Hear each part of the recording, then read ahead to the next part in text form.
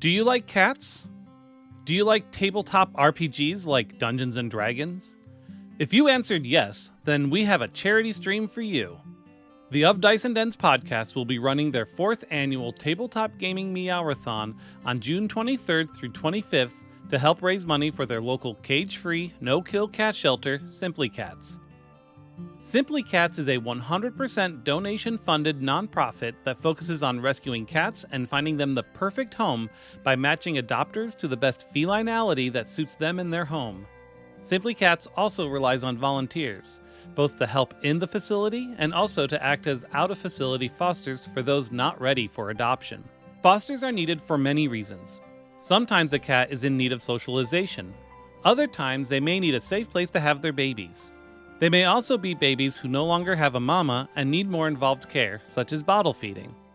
Whatever the reason, Simply Cats provides these fosters with everything they need to succeed, but of course, that isn't free.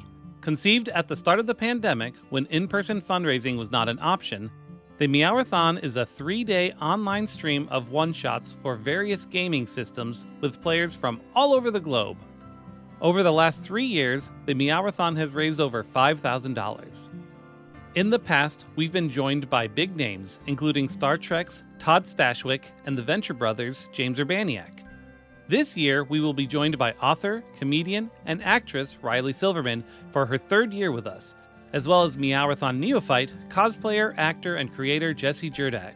So join us on June 23rd through 25th, 8 a.m. to 11 p.m. Mountain Time, and watch us roll dice and watch donators directly influence the games. Learn more at meowrathon.com. A one-eyed cat is the first feline to win the Cadbury Bunny Tryouts Rescue Pets Edition. Crash was hurt in a car accident in Boise that left him severely injured and with only one eye. As Crash was healing at a local shelter, Simply Cats, his quirky and outgoing personality made everyone fall in love with him, leading Crash to become their resident shelter cat. Today, we are excited that Crash and his owner, Maddie Corey, are joining us here on the News at 4. Maddie, welcome to the show. Thanks for having us. So we learned a little bit about how Crash got his name, but how badly injured was he? Oh, well, he broke his front left leg. His eye had popped out of his socket, so it was irreparable. Yeah. And he broke his jaw. And he had about 6 to 7 surgeries to repair it. Hey, buddy. And spent a lot of time in our care rehabilitating. So then how did he end up getting involved in the Cadbury contest? So I'm the outreach coordinator, and I was on Facebook one day, and someone else from Boise had entered their dog in it. Okay. And I saw the day entries were due. And I thought, Crash can win this. Yeah. Because he will pose for the camera. He's trained to high five, and he'll wear bunny ears, no problem. So he's a little distracted today because all of this is different. Of he's course. not used to the cameras like this. So what is with the campaign? Is he on commercials, on print ads, or what kind of things happen? He is on commercials nationwide, on pretty much every channel, we were told. He is appearing in YouTube ads. Someone saw him in a TikTok ad. Cool. So he's just everywhere, which is awesome. And is there a prize money award for this too? Yes, so he won $5,000 for Simply Cats, and him and I won another $5,000, which is being donated right back to Simply Cats. So 10 grand for the Simply Cats, which is a great organization, by the way. Can people meet him if they want to? So this week we are actually doing meet and greets with Crash. So for $15, they can come in, meet Crash. We have our Cadbury bunny ears that they sent us, and they'll even get his potograph. Oh, his potograph. You can have one. Oh, I don't go over the couch. I have his potograph. That is awesome. Look at that.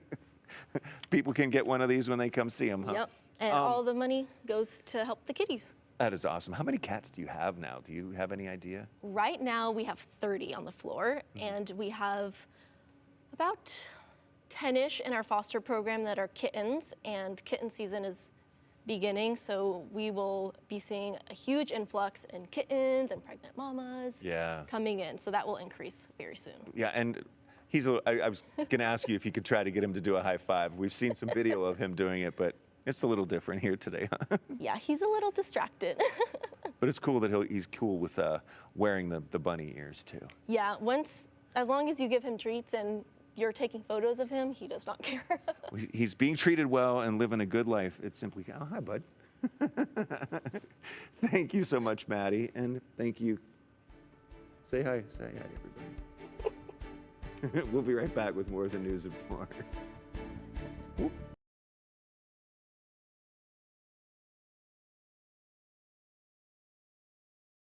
There we go. Hold on. I reckon. All right, that's not gonna be double for a minute. Welcome to Kids on Bikes. We got Airy hosting, and remember that donations. I should actually talk so they can see me on the captions. There we go. Even though it's doubled up. Donations will. It's so weird hearing my own voice. Donations will influence the game, and you can see that on the right-hand side above the kittens over there. Ari will go through that with you as well for the specifics. And also your donations will allow you entries into the raffle, and you can win things like this cute little mini die thing here. Ari, I'll catch. Whoop. Little die thing she knitted. It's full of mini dice. So things like that, a couple books for our own Jay Klum. He wrote a book about the 90s called We're Not Worthy. He interviewed 150 people, including folks like Carol Burnett and Mike Myers. I don't remember if Mike Myers was on that list, but I'm gonna make shit up. But he's a lot of big names, folks from the state. If you guys even remember that show, but like. Nice. And so he talked to them and wrote a book, and it comes out in September. He's giving away 2 copies of the first edition. So with that, I'm going to hand it on over to Ari.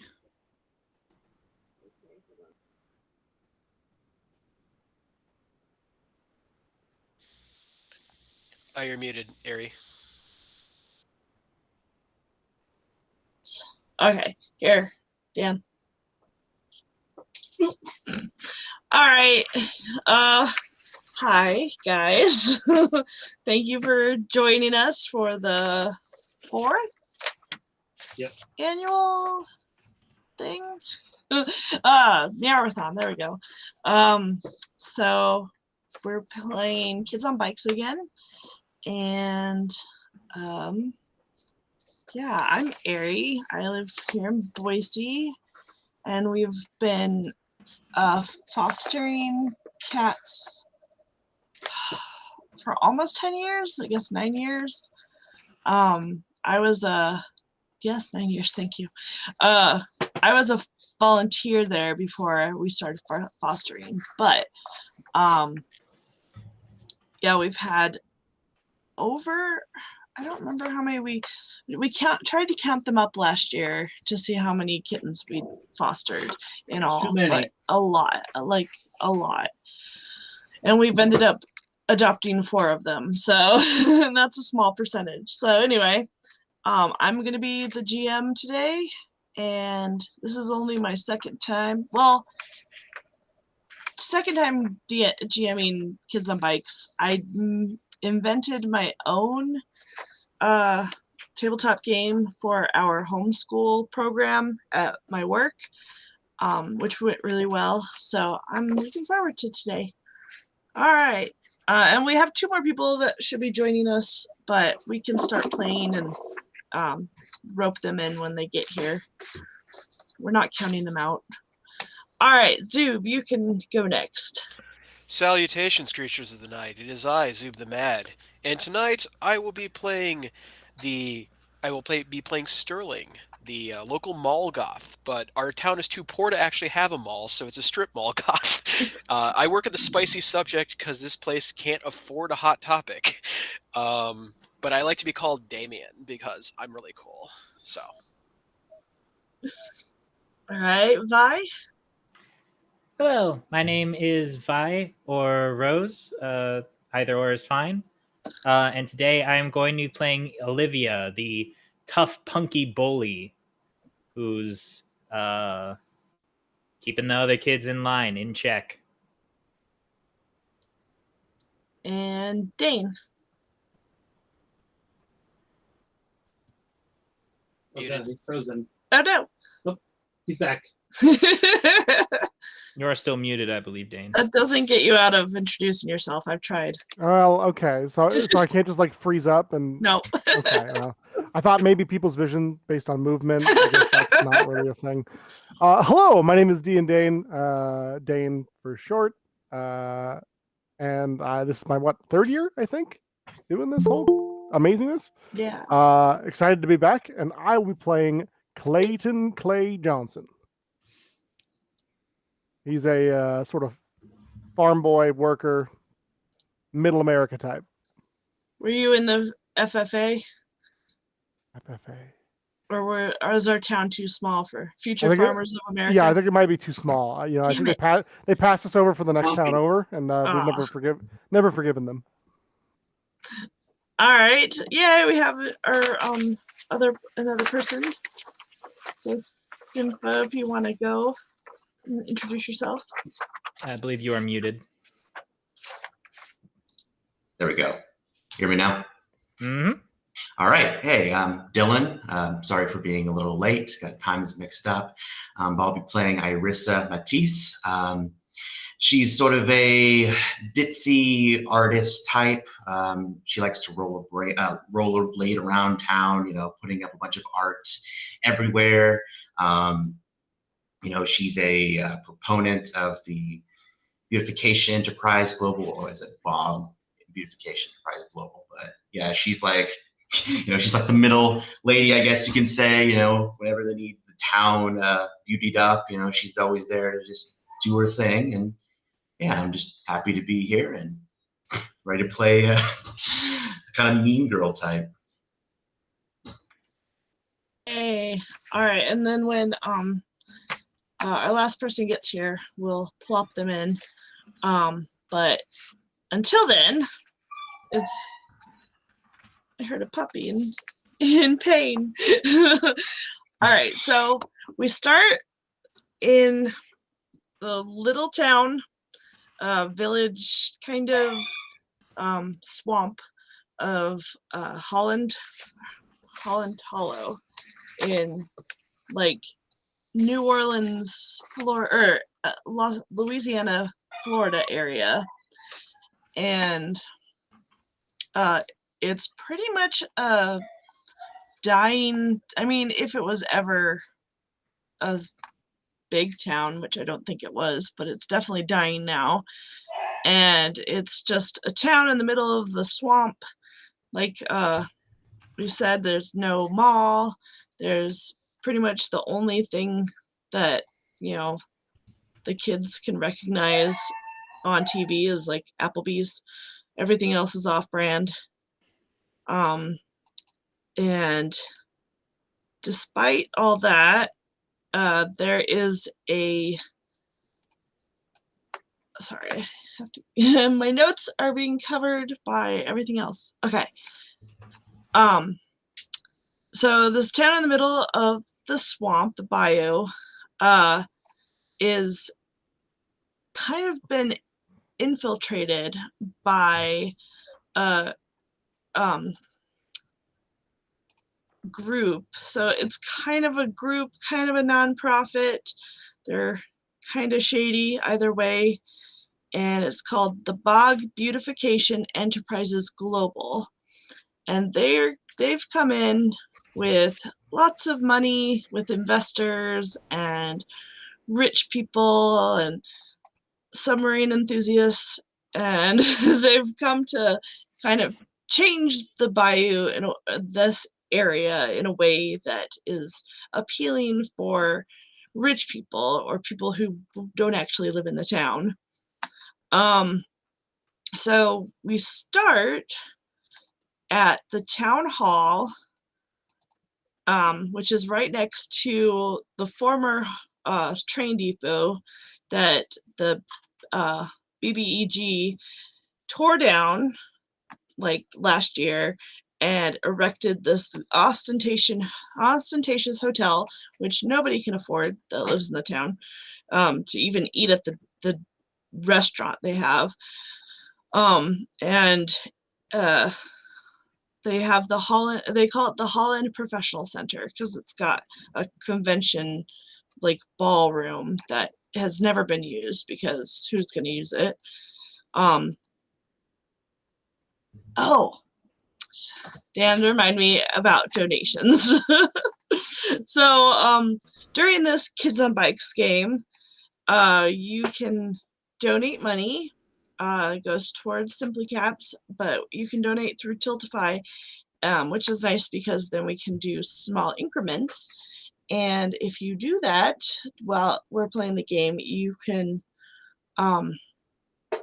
affect the game. And I'm going to read from the list because I made Dan put it together. So if you donate $1, you get to choose somebody to re-roll any roll, like a player to re-roll any roll they make, and you get to choose whether they take the higher of the numbers or the lower. So that can count as a boon or a bane for our poor characters. $2, you get to increase or decrease the roll by 1d6. So the player gets to roll an extra d6 and either get worse or get better odds. It's up to you. Another $2, you could give players an adversity token, which players, I remind you, adversity tokens are things you get when you fail your check, whether it's an attack or a skill check or whatever. And then you can use those to help each other out later. I think there's a whole, some people have strengths, like which one? Maybe you guys remember. There's one where you get to like use 2 adversity tokens and change something. I have a couple of those. Yeah. Like prepared. Yeah. Oh, and like heroic means you can spend, without my permission, you can spend an adversity token to ignore a fear or, any of that. So that's like $2 you can choose to give a player an adversity token that they can use later. For $5, you can add an NPC and you can pick their occupation or motivation. So you could plop a teacher down that decides to give Olivia detention out of nowhere. Sounds about right. Yes.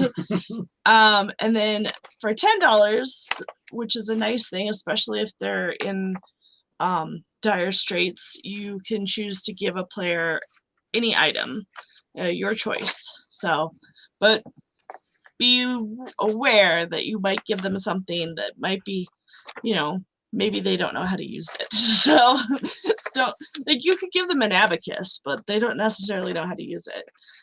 You still have to roll. So anyway, yes, last year we had a couple fun donations during our game. So, all right, sorry, I forgot about that part.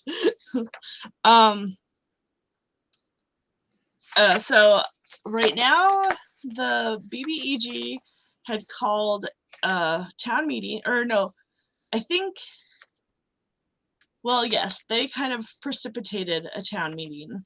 So the town council, city council are meeting, but BBEG took over the meeting to do new business. And we have a friend. We do, yes. Joe, you're muted. You're muted. Muted. Captain Crocodile. Love your costume, man. Thank you. Okay, can you hear me now? Hear me now? Yes. Yay! Okay.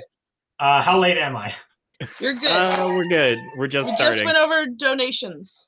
Oh, okay, sweet. All right, sweet. Okay. Sorry about that. Superheroes never late, nor are they Yeah. early. They arrive They are on time. exactly every when they time. need to. What? Have him introduce himself. Oh yeah. But you need to introduce yourself, your character, and your name. Yeah. Hello, I'm Joseph. I'm Joseph Joe. He, him, and basically, I am playing the scout. I'm playing Jeff. What's my name? I didn't get my character sheet up here, but Jeffrey, but yeah, Jeffrey Hayden is his name, aka Captain Crocodile. I am the scout, and I like to, I go around the town helping, helping people out, fighting crime, and with my sidekick Shirley, an actual alligator. So, yep. and I love your color combination, your nod to And my mom, the crayfish. I wanted to get like green and stuff. My mom said I had to wear these. So. Awesome. All right. So as I was setting up the Bog Beautification Enterprises Global precipitated a city council meeting and decided to interrupt the city council while they were talking in order to inform the town that their next project is going to be tearing down the Fisher Mansion. So the Fisher Mansion is a Victorian mansion set about maybe 2 or 3 miles out of town in the deep in the bayou, and it was a Victorian mansion that the owner, the president, the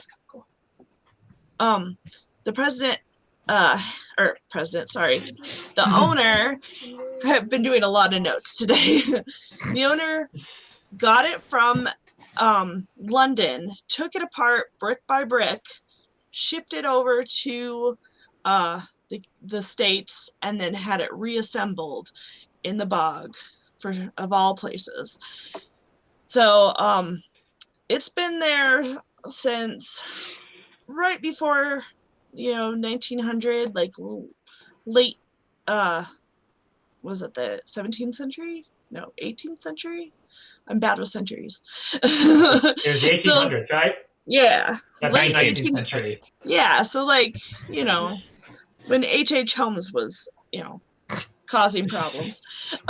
So his name was Secretary John Charles Fisher. He was actually in a cabinet, a White House cabinet, where he was Secretary of the Office. He's the big lame claim to fame that Holland Hollow has. And it was his mansion, and it sat empty for almost 100 years, just, sitting there in the bayou, not really. It's got a groundskeeper that they've been keeping it up, and the only thing wrong with it is that like the rose bushes around it have all died and kind of makes it look like Sleeping Beauty's castle, but for the most part it's in the same condition as it always was. Nothing wrong with it, not worth condemning or anything, but where is he? I have too many notes.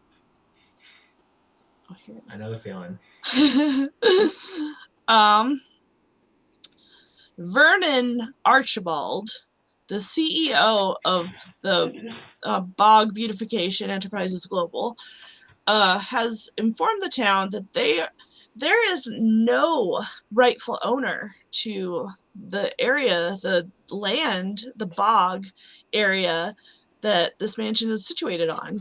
And as such, he's discussed with the city council that they have just as much right to that property, and he wants to buy it for like pennies. and they're going to take apart, or, well, no, they're not going to take apart brick by brick the way, you know, Fisher did. They're just going to bulldoze the mansion. And then they're going to put up a very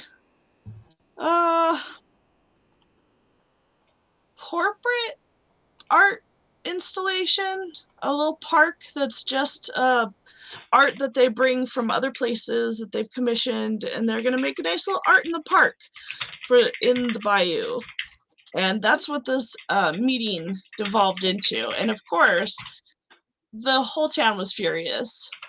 They were all yelling at this poor man who's just up there saying, "Oh, I didn't want to say this because you all get angry whenever we, the outsiders, do anything, and we're just here to beautify your home. And you got so angry when we tore down the train depot and when we put up that beautiful hotel. None of you have any appreciation for all the work we put into this place. You'll understand in the future." And as the city council is trying to get everybody under control, we swing outside, and outside it's like kind of a little city hall square. It's more there's like patches of grass here and there in the square, but mostly it's like wood chips and bark.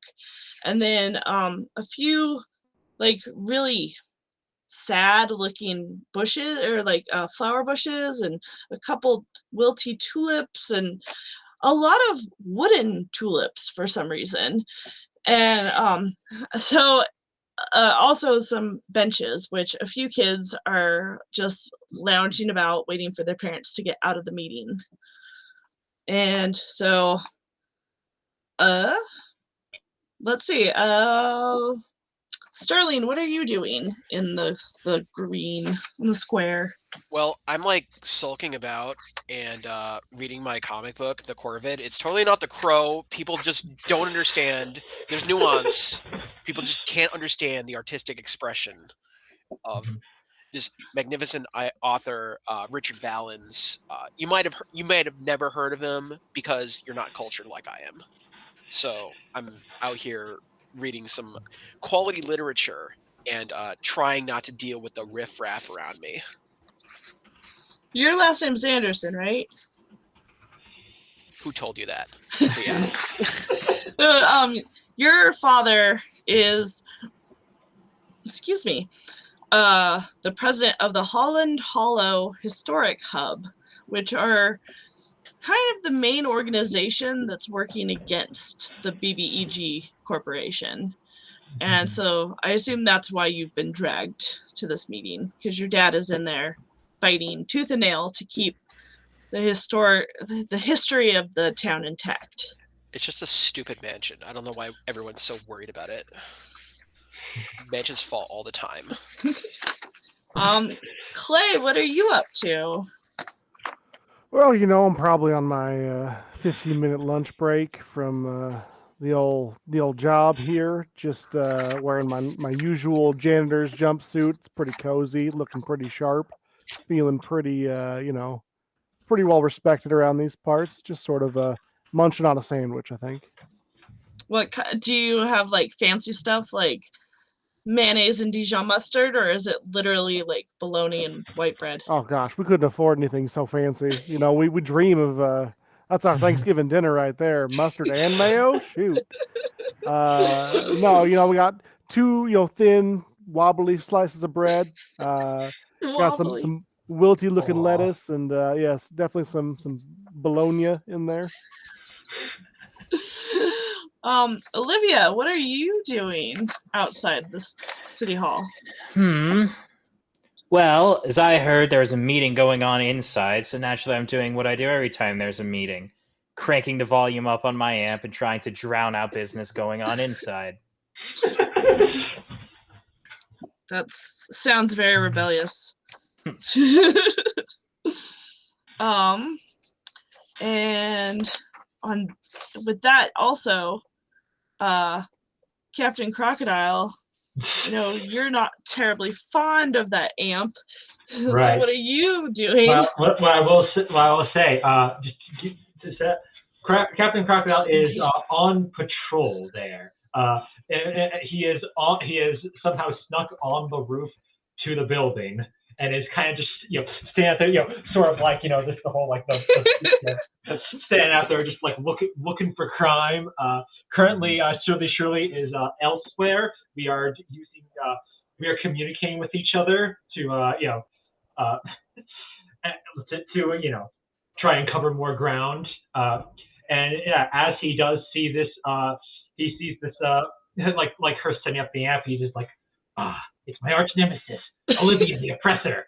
She must be playing that loud music to give all the old people heart attacks. I have to stop her. May I suggest while you're up there that you are trying the best way to wear the utility belt you were just donated?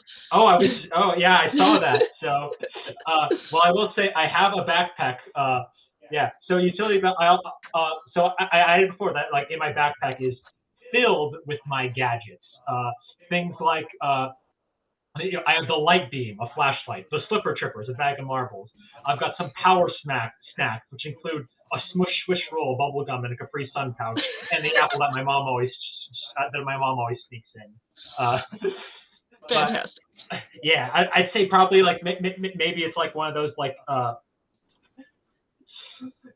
I could say like he's got maybe like a karate belt or something, or a taekwondo belt tied around, and he's just got kind of like the flashlight just stuffed in there, kind of hanging out. It's gonna fall right out if he walks the wrong way. But of course, he's just like I'm ready for anything.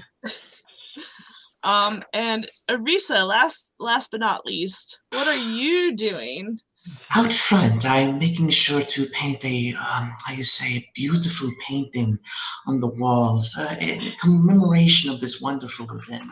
It's very adorable. It has our mascot on there and some beautiful children as well, just to kind of appeal to the sensibilities of this quaint little township, as they say.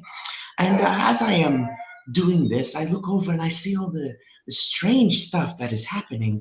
Some amps being put up. I believe I saw is that an alligator? Things are not going as I planned at all. No. And she like takes out her her paintbrushes, but she kind of wields them like weapons, ready to like paint anyone who dares interrupt this beautiful event. Also, as of note, if anyone who has seen the alligator, Shirley is also in costume, so she also has her own mask and cape. She hasn't really seen behind it. Is it the same colors, or is it like reversed? I'd probably say she's got like a yellow mask and yellow cape that's just kind of like the mask is just kind of like just barely on her. Oh yeah, just kind of hanging off the side. The cape is just tied, but she's kind of like stepping on it with her. Oh no. All right. So she needs my help putting her costume on. Yeah, I bet. So as you guys are doing stuff, you notice that the streetlights all go out for maybe like 30 seconds. You're kind of left in the dark, but it doesn't take long for them to flicker back on. The grid is acting up. It's a warm night, or afternoon, I guess. And I guess they want to be streetlights, but whatever. Suddenly, like the city hall the meeting lets out, and so there's a stream of like dozens of people. And they all go past you. Like everyone's kind of like doesn't look happy. Like grown-ups in this town are not usually happy, but they look more unhappy than even they usually do. You all kind of just hang out, and then a man who's kind of like a tall, kind of broad guy, older, must be in his like 40s, maybe pushing 50.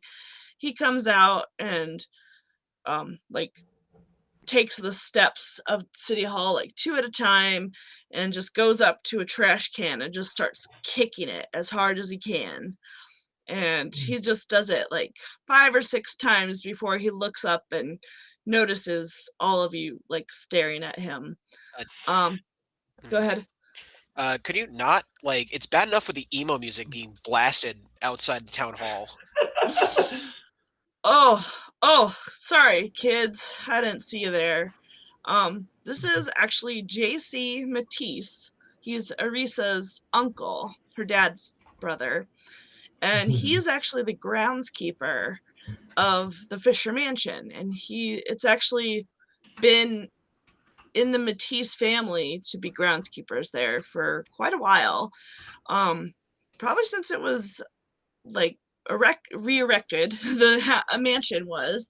And so it's just kind of in the Matisse blood to take care of it. And, you know, they're artists, if Arisa is anything to go by. And this news about the mansion that his family's worked and bled and sweated for, the news of it being taken away is just pissing him off. And he kind of like steps away from the poor brutalized trash can and shoves his hands in his jean pockets and kind of kicks the ground. He's like, I don't know what we're gonna do, kiddos. Life is full of a never-ending series of disappointments, and then you go to the great beyond. Goes back to reading my comic book. I'll say Captain Cornell, a bit divided this time, but Shirley's keeping an eye on Olivia, so he will go up, approach this man, and hop down and just roll in front and be like, "Well, you seem to be quite upset, citizen. Is there anything Captain Crocodile can do to help and lift your spirits?" I think about at the same time, Clay would probably go over and be like, "It's cool, I got it," and start picking up the trash.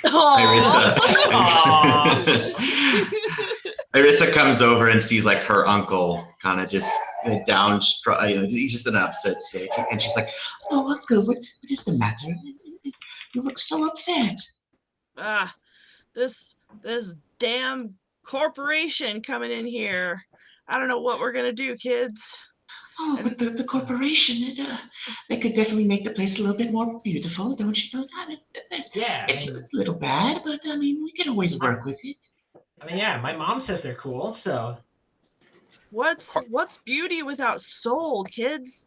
What's the point of corporate beauty? Yeah. It's not real. Corporations ruin everything. Like, I got bad news for you. This town is not going to have either soon. So while you guys are chatting with JC, the CEO of BEG strolls out, his head held high, and he's got this kind of just air of entitlement, obviously. And he's in like a tailored suit. He's practically like floating down the stairs towards you guys.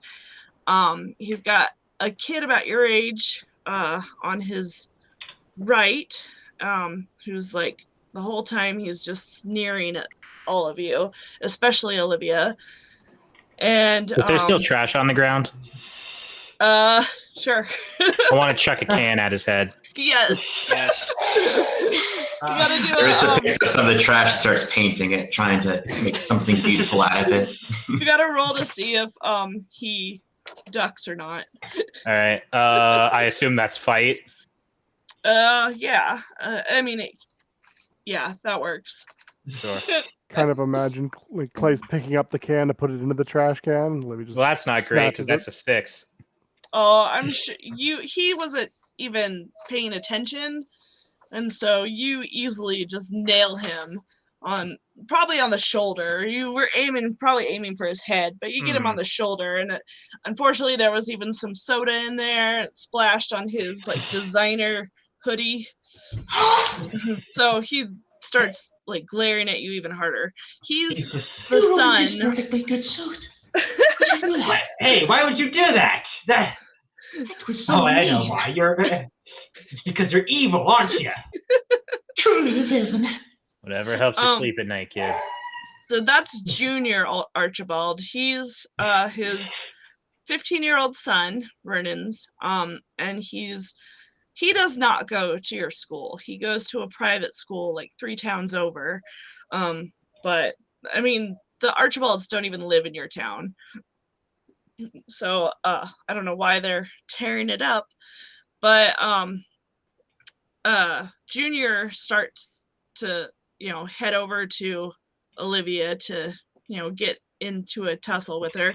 But his dad like just yanks on his hood and turns to his left where Mr. Anderson, Sterling's dad, is shouting at him, saying, you don't even care about this town, sir. Like, what are you expecting to get out of coming in here and destroying all our landmarks?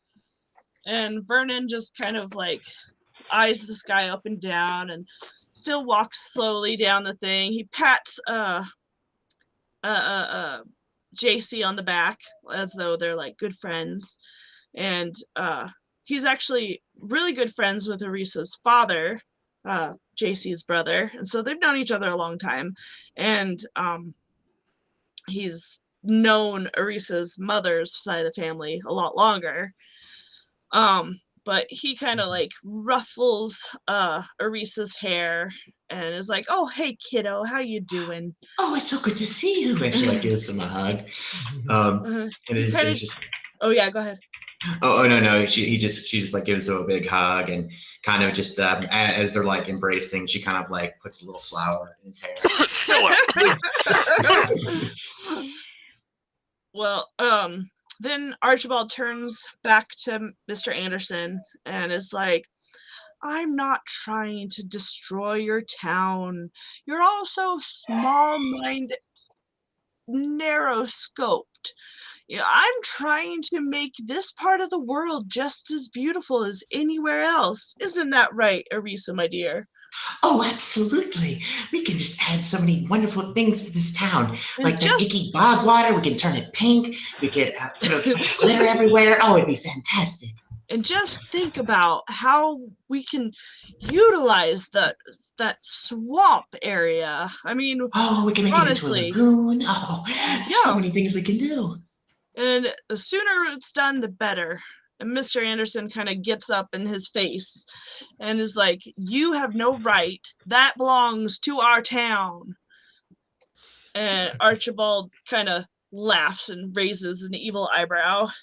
Is like, "Honestly, you of all people, I thought you'd be a lot smarter being the president, is it, of the Historical Society? Nobody owns that mansion. They have not found the deed.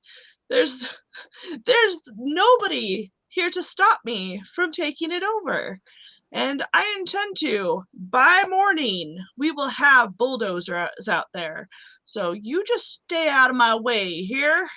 Does it stink all the time around you?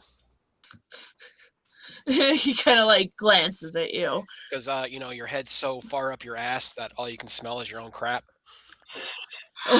Nice. Is this the kind of children y'all are raising around here? Better than loser Hilfiger over here. You got something with our attitude, Sha? Sterling, your dad kind of snaps at you. "I'll handle this." Oh. And then he turns back to Archibald and is like, "But he has a point. Your head is up your ass, and we're gonna find that deed. It's probably somewhere in the library. You won't touch a hair on that mansion's head." He kind of like makes a little face because he knows he didn't make any sense, and then he kind of turns and strides off, leaving Sterling behind. Dad, could I just handle the one-lighters from now on?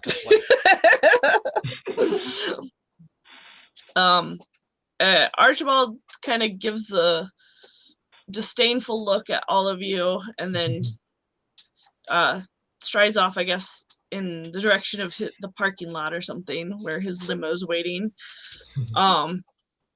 Junior goes over to Olivia and doesn't pretends like he's gonna grab her, but then makes this like face like he's gonna get cooties or something.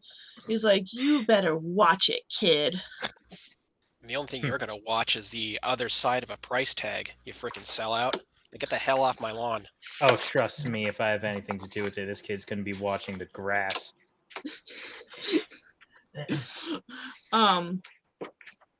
He kind of like, Yeah, do something. Yeah. Right? He thinks about it. You can see the very slow cogs turning, but Try me, you know, Sha. I think What? deep down he's scared of you, so he kind of just shuffles away. Good. Mm-hmm. Oh, they're headed to the hotel. That's where they're staying. They're the only ones that stay there. Now what are you guys doing after hearing all of that?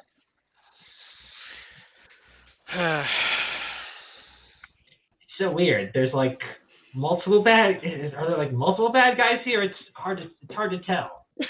It's just capitalism. Everyone's a bad guy when you're 11. Well, kids, sometimes life's just like that, you know? Hard to see who the good and the bad is. Oh, Clay, you're wise beyond your years. But like, because like Olivia's mean, but like so are they. So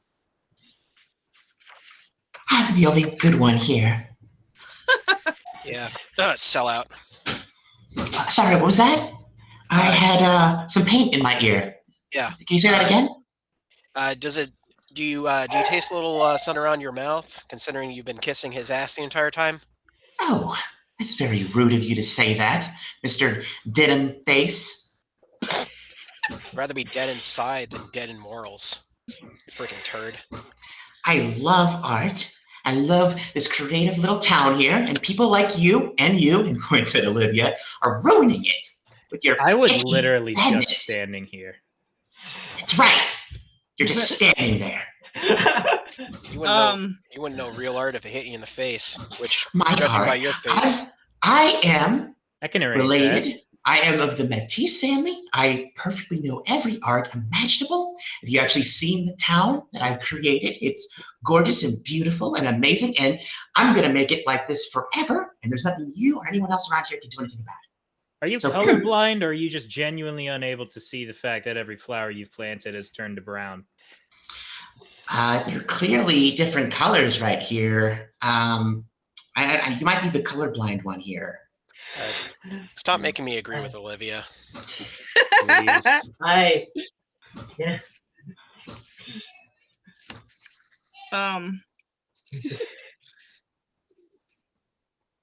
JC comes forward, and kind of comes to his niece's defense, and is just like, "Oh, no, you do great work around here, kiddo. It makes me sad to think of that poor old mansion, just, and shit. He just looks over and says, "But that mansion, I will say, there is that curse going around. I don't know if you really should knock Going it around? down, though." Well,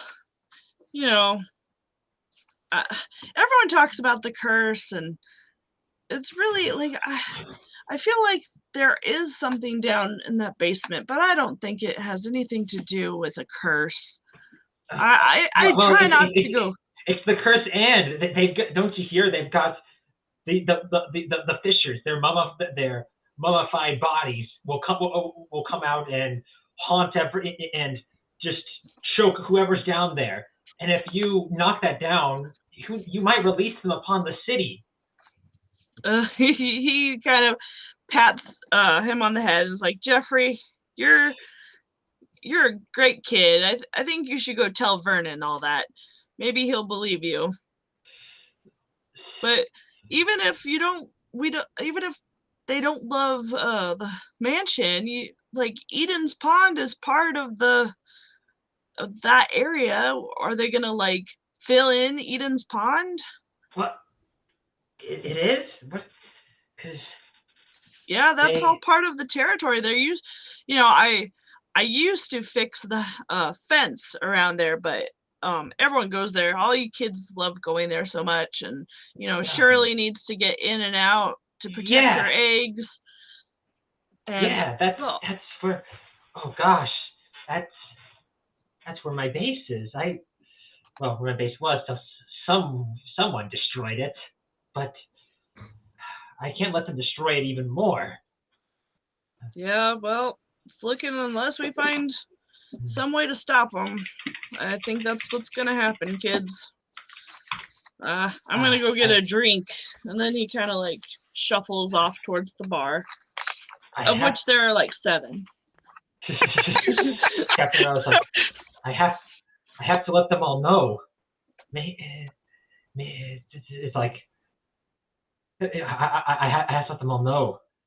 Let them know about the curse in Shirley's home. Why don't they just choke on the curse, and then all our problems will be solved? Then I don't have to do anything.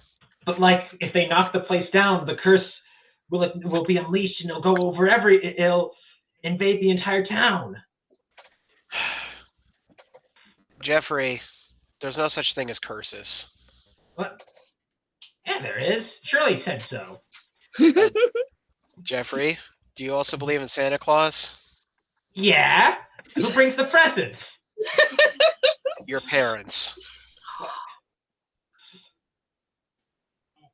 No, Jeffrey. It's okay. It's okay. Jeffrey, It took me a second to realize what you just did. Jeffrey, I think It's okay, little guy. Jeffrey is currently like looking over, like going over some things, like just doing like equations going through his head.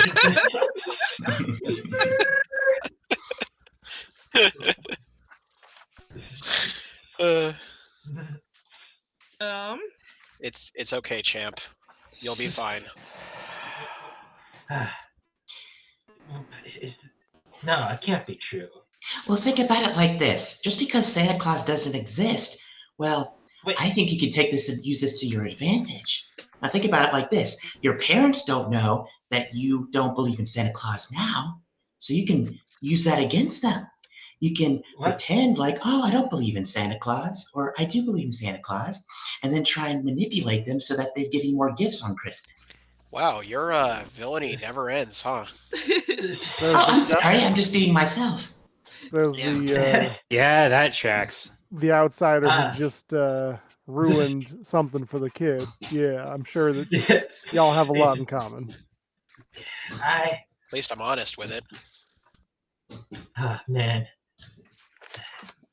Well, I guess I'll have to. I mean, I did one of my teeth fall recently, so maybe I can ask the tooth fairy when she comes. When she comes. Oh no! I think that's a good plan. I think that's definitely something you should do. You know what? I think one reveal is enough for today. Back to the matter. What exactly were we going to do about the mansion?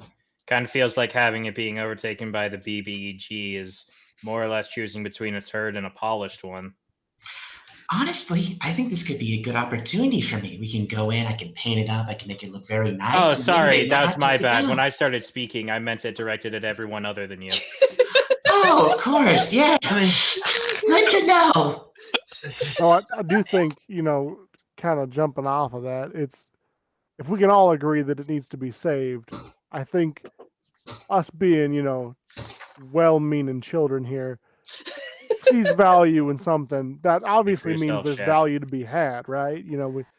I think we all want to keep the mansion around. Like I said, that curse and just the value behind it surely would not want that. Yeah. That's apparently how you get mummies, and I don't really want mummies. What are you There's guys? already mummies down there. That's what I heard. You guys know that all that stuff is fiction. Like there's a line between what's real and what's mummies. As Damien Ryder. What is his name? I find myself as a positive nihilist. Thank you very much. Sorry. What? That- Yeah, I mean, like come you got the line right, or like real, and then you get the line of mummies, and then eventually on. you get real mummies, right? Yeah. I mean, that just makes sense to me. If it's a line and a line, you got two lines. I can't even begin to unpack everything you just said. Look, are we going to do something about this mansion or not? Don't seem right to not doing nothing about it, I suppose. I mean, I have to do it to save Shirley. It's an excuse to screw over the suits. Starts Sounds going like, through her paintbrushes. sounds like a riot. Maybe. So the town librarian is coming towards you guys, and it's like, what did we decide? Is it like mid afternoon?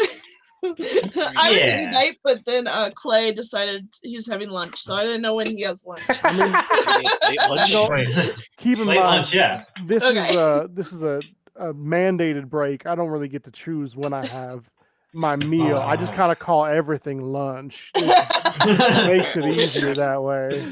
Oof. It's a 15-minute lunch break, but it happens at 8 p.m.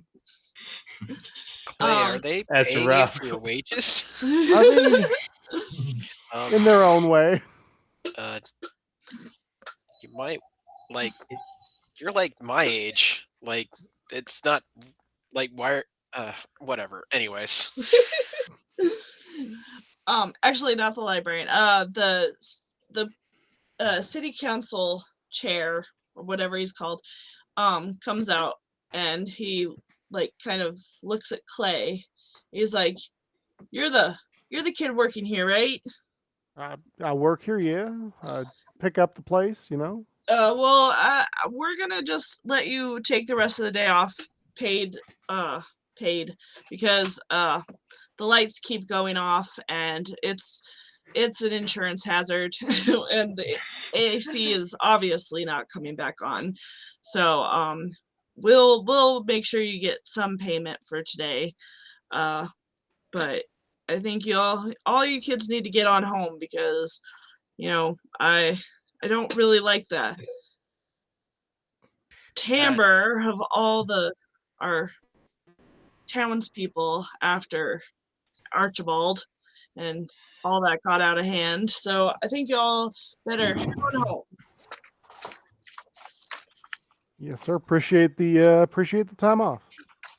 And you kids, you don't ever go over to the mansion, right? That's not a place kids hang out, right? I think people go to it all the time. Oh yeah, I see all kinds of like, what are they? Drug dealers? I think they go there sometimes. What? Yeah, the last time I was over there trying to paint something, I saw some guys. They looked like they had like red eyes, and they're like walking into the building. I guess they were getting high. Well, maybe it is a good thing that it gets tore down. Now, I have to keep looking. I'm gonna have to keep looking. Or what if? Wait, red eyes?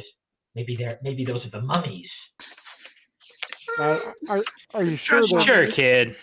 Are you sure they're drug dealers and not just folk? Just like normal folk? There's only one way to find out, I guess. Are we having this discussion in front of an adult who Yes. actually asked us to go to the mansion to check it out, even though that probably No, I don't want you to go over there. I'm just making sure, like, that nobody kids. Well, at least I reported these nasty drug dealers to you, sir. Well, maybe you can take care of them. The goodness of the community. I do believe this adult was telling us not to go to any mansion, and that the last thing we should want to do is go that way. Yeah, it's probably a good thing we don't have the deed. It's probably a good thing that Archibald and his company just tears down that place. Well, good talking to you kids. You know about the curse? It'll doom the whole city. Curses aren't real, just like Santa Claus. We've been over this. Yeah, and just like your comics. Yeah, I know. That's called fiction. It's good fiction. What I don't do you know, want but from what me? about the curse of all the flowers in town? Yeah, if curses ain't real, explain that. Oh my god. You're planting roses in a swamp. Yeah. Aren't they gorgeous? No. No. They are beautiful. We need more. I think they'd be nice if they stay up. I think they need to be planted elsewhere, or maybe some euthanasia. Yeah, elsewhere, such as like Eastern Europe. Yes. But that's really far away. Yes. I hate how much I'm agreeing with Olivia right now. Yeah, me too.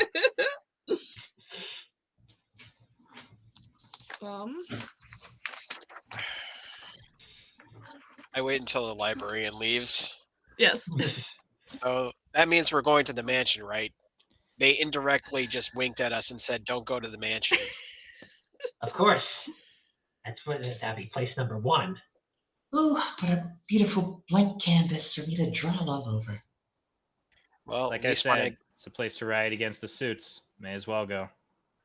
And I've got to protect Shirley, so he kind of just like does he does the whistle as you all see emerging from the bushes. You do see an alligator wearing a yellow mask and a yellow cape just walk out. Trying to walk out. Yeah, and he climbs on top of her. It's like, let's go. Oh God. He's pretty slow. You'll get there eventually, little guy. Going to follow Jeffrey and Shirley at a nervous distance. Yeah. What's wrong, Olivia? I know Nothing. Shirley scared you off that one time during our last battle.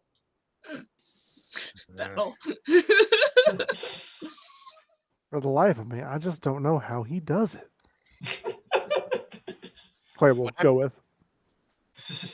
When I'm 18, I'm moving way the hell away from this town and never looking back. That's fair.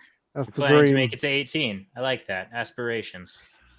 Oh, before I go, hey Sterling, do you like the beautiful flowers that I planted outside of your house? No. Oh, and your lovely parents. They agreed 100% with me giving them fashion advice. They look so gorgeous with their bright pink shirts. I think Every day they'll is rub off on you eventually. Every day of my life is a waking nightmare, and the only thing I have to look forward to is being able to eventually move out or dying from this alligator that Captain Crocodile is riding. Oh, well, if you do pass away, I'll be sure to put many flowers on your grave.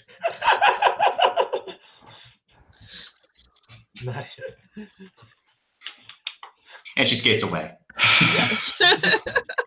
Olivia is going to trip her. Can I resist? Yes. What would that check be? Would that be a flight? I feel like it'd be, if you're resisting being tripped, it'd be like a brawn versus a fight. Okay. I got a 10. What? 18. I got a 10. Oh, 18. Oh. Well, if she's like holding her ground. Mm-hmm. What was it? I got a 10. I think she got an 18. So, wait, who was tripping who? You were. I was tripping Arissa. Yeah. And you beat her? Yes. Okay. So I guess you go flying then. Hey, you shouldn't just beat up random people, As soon as Arissa's face kind of hits the ground, Olivia is just going to stomp by and say, "His name is Damien," and continue walking. Ooh. I think she just kind of lays there in the dirt for a Oh bit. no, little It's like she hasn't even registered with her yet. She's just like, it's almost like she's a twig. We'll go help. Yeah, Arissa. Captain Crocodile will actually go help and just. Yeah. Are you okay, citizen? Oh, that was so clumsy of me. I'm fine though. A little bit of blood starts showing from. Yeah, I think so. I think you bit your lip. Oh my god. He kind of just takes the cape and just starts trying to wipe it out. Oh, you're so sweet, little guy. And she gives you like a little pat on the head, and she's like, "Hey, would you want me to paint your face? Like, at those carnivals and stuff? I can make you look like a tiger or a leopard or an elephant." It's like I have other things to go to. I've got to stop the mansion from being torn down. Of course, priorities. Yeah. Yeah. Oh, because you were so nice to me, I'm gonna go with you, little guy. All right. Watch your back. Well, Shirley only lets me ride on her. Sorry. Oh, I got my roller skates. See? Yeah, things didn't end well for the last kid who tried to get on.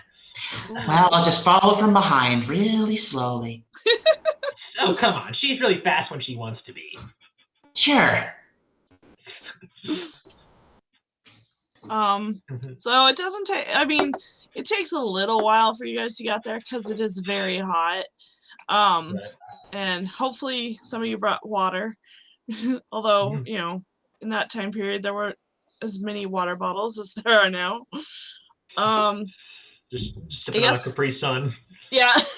A warm Capri Sun. Oh, yes. Oh, gosh. I'm sure you passed by an orange tree or something. And you kind of just follow Shirley, and she's taking you to Eden's Pond. And which is on the outskirts of the mansion's land. Right. I'm supposed to remind that donations our viewers can affect the game with donations at, is it donate.meowrathon.com? Okay. Yay.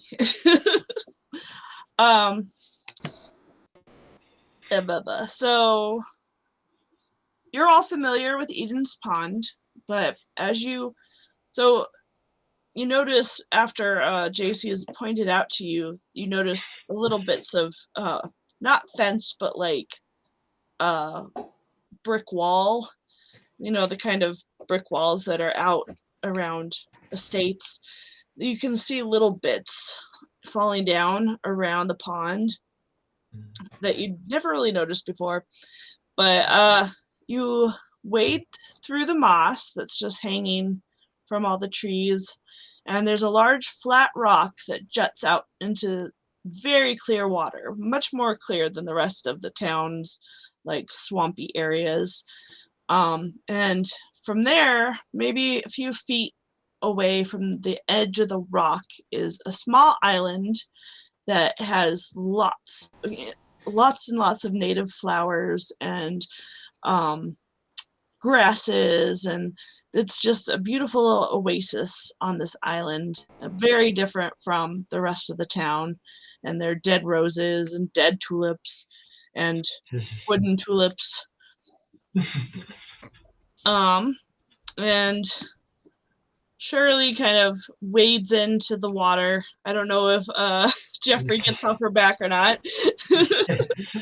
he will. He'll just he'll be swimming next to her. And she just kind of goes and checks in on her eggs, which you guys don't. They're out of view. Right. Jeffrey is on watch when that happens, just standing by, arms crossed, just seeing it. You're very good. You're not the sidekick, but partner. No, I'm the leader. Partner and sidekick. There you go. So are we just going to ignore the fact that he's riding an actual alligator? I'm a bit more confused as to why he's Captain Crocodile if he's riding on an alligator. No, I do my best not to point that out. No, wait, I'm the crocodile, she's the alligator. It's like we're a duo. Oh, okay. But was Admiral Alligator taken or what? That's a good no, one, it's Captain Crocodile is the one I came up with. Jeffrey, You're a good kid, but like, you're gonna get yourself killed. What are you talking about? I'm a hero. Heroes don't lose. Ooh. They do when they're riding a 30-foot alligator across our town. Yeah, sure. I don't know. I've seen him do this a couple times now. Seems to just sort of work out. Must be his pheromones.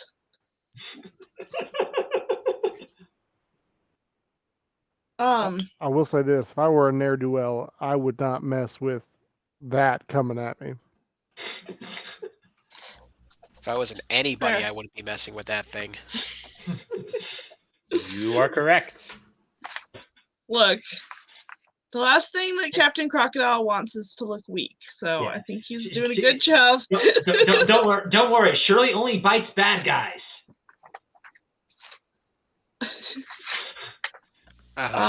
So as long as you are bad guys, you should be okay. Olivia, you probably should stay back a bit.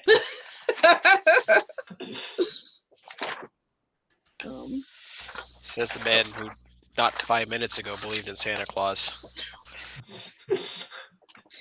Well, you know, I'm willing to trust the kid on this one. So as you guys are bickering and Shirley is doing her thing, a little orange kitten like is on the, you see them on the island kind of just running through the grasses, and then you hear a little splash. What do you do? Immediately, he assumes that the kitten has gone to the water. He's like, "Oh no, cats can't swim!" And he dives in, trying to find it. Get back here, little guy! And like Irisa is gonna try and grab him before he gets in the water.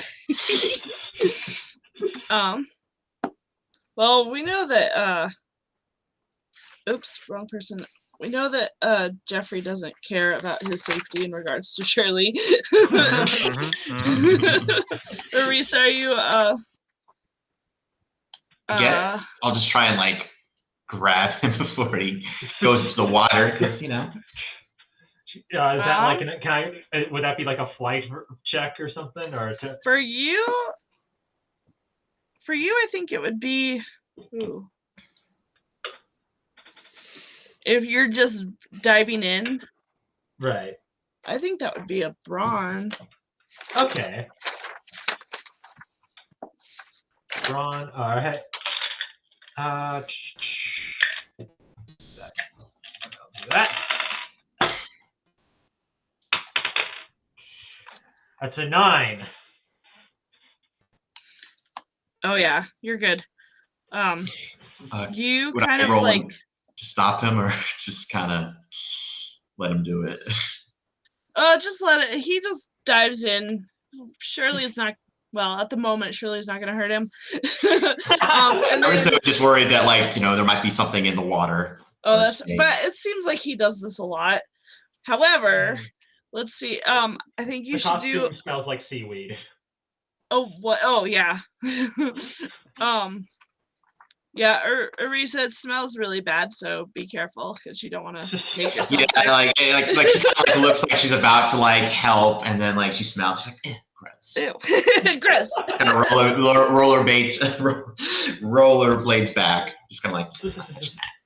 So then, if you're holding the kitten, Jeffrey, maybe you're trying to hand it over to Arisa. What's the condition of this kid? It's wet. It's probably like a little spitting, a little angry. He's holding it like honestly kind of gently, like just putting like arms around, like kind of rest on its arms, and he's just, yeah. Maybe where'd you come from, little guy? It just mews at you. Maybe once you climb out and maybe like try and dry it off with your cape. Yeah, I could see that. Just throw it in the front. Just yeah. And then as you're drying it, you kind of hear a little mule, like a couple mules, and then when you open your cape, there's no kitten. What? Did I felt it though. Oh, it could be like a ghost kitten. It's just like, yep. Duh. That There's is- no Santa I mean- Claus, but ghost kittens. Arissa is just she's something Yeah. else. Wait a minute. That's the way of putting it. Is it possibly another? Where did it, and he'll start like looking around, like looking for tracks or any kind of sign of it around. It's a good idea. I'm gonna help with that, I guess. Is that a brains? Yeah. Yeah, you can make the separate roll because I've got a D4 in brains. This is a kid. This is a kid who. You and me both, brother. Yeah, this is a kid who doesn't have time for homework. He's got to be doing superhero stuff. Jeffrey thinks the ghost kitten is Santa Claus. Wow. We've cracked this 5. case wide open. Yep. 5? 5. Yeah. 5. Well, let's see what I got. Ooh, 4 explodes. Ooh, explodes. 2, 6. Hold on. I lost my notes. Oh god, this thing is so itchy. Yeah, I think you both succeed barely. You don't. Wait.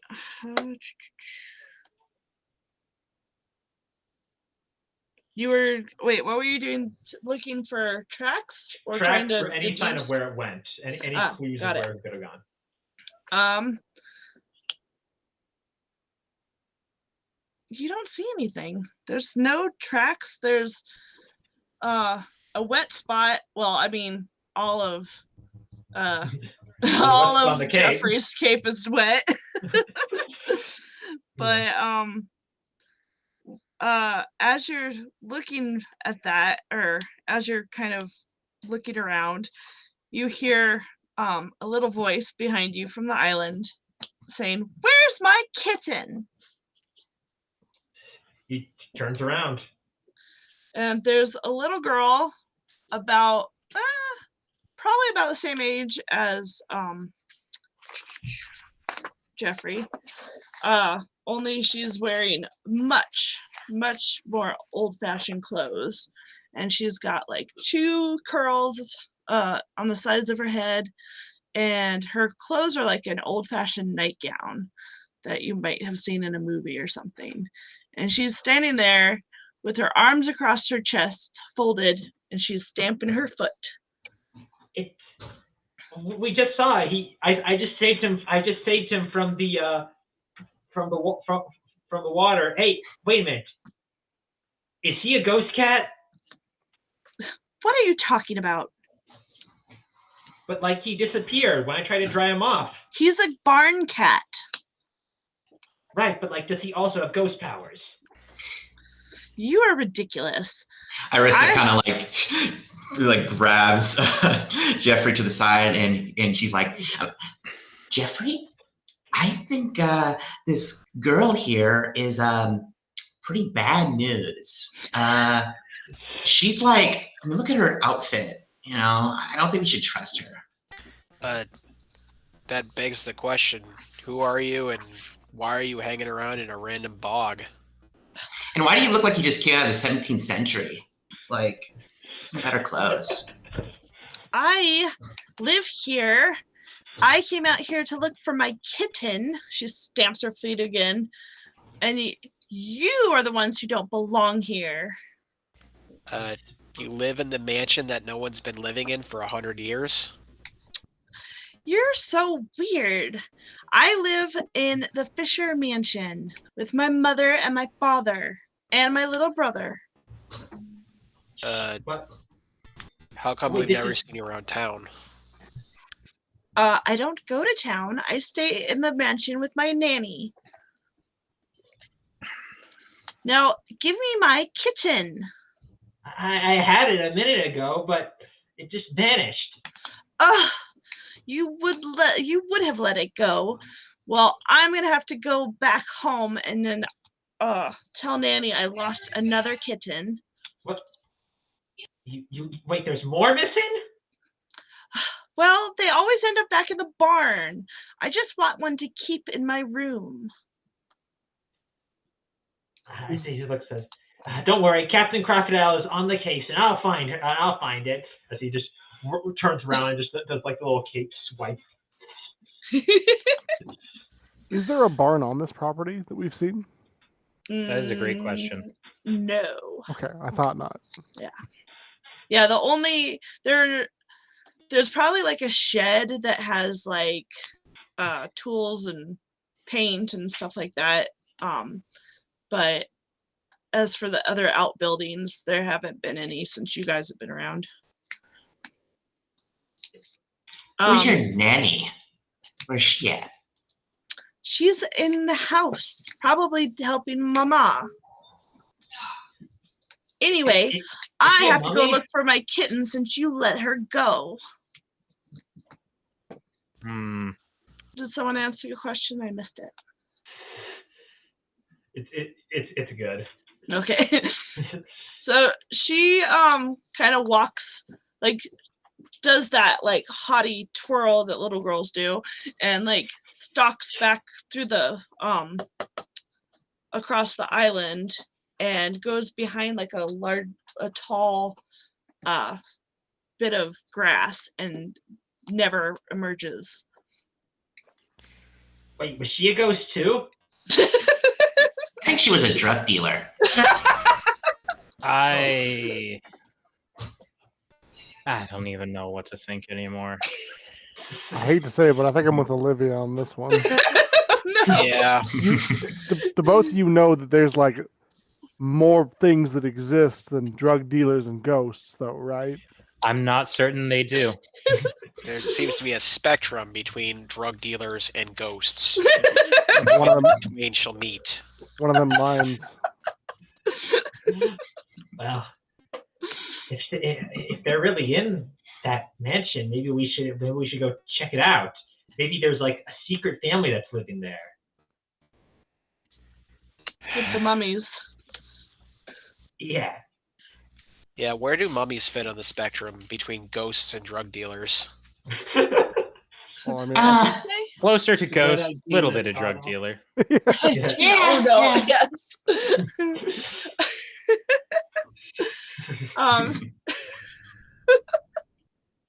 So while you guys are discussing, okay? not really. So while you guys are discussing that, a kid probably from like Olivia, you're only 14, right? Yep. Okay, so probably from Marisa and Clay's class. He's like, oh, Clay's 16. I thought someone else was 17. Marisa. Oh, Arisa is 17, yeah. So Marisa and Clay. How old is Sterling? 14. Oh, okay. So yeah, older kid from one that's probably been held back a couple times. This will probably be his third time in your grade. He's kind of got, longish hair. He knows Olivia and Sterling because they shop at the same stores. He probably works at one of them. Probably not at the shit. What's your the spicy subject? Spicy subject. He works at more of the grunge store. So he comes out and he's got like Kurt Cobain hair and wearing a flannel. And his eyes are red. And he kind of smells very spicy and something that you guys don't really, I don't know what your drug situation, how far away you keep from it, but he definitely smells like someone who's been to a music festival. And he kind of like pushes his hair back and he's like, yo kids, No, yo guys, did you just see that? Did you see that little short kid just now? Yeah. The Victorian girl? Yeah. Thank God. I see her around here all the time, and my friends are like, dude, you need to stop smoking, and I'm like, no, I don't want to stop smoking. So, But you know, smoking kills you, though. Life kills you eventually. what up, man? I mean, it does make a bit of sense that you'd see her around here. She lives around here, so. Oh, you must be a drug dealer.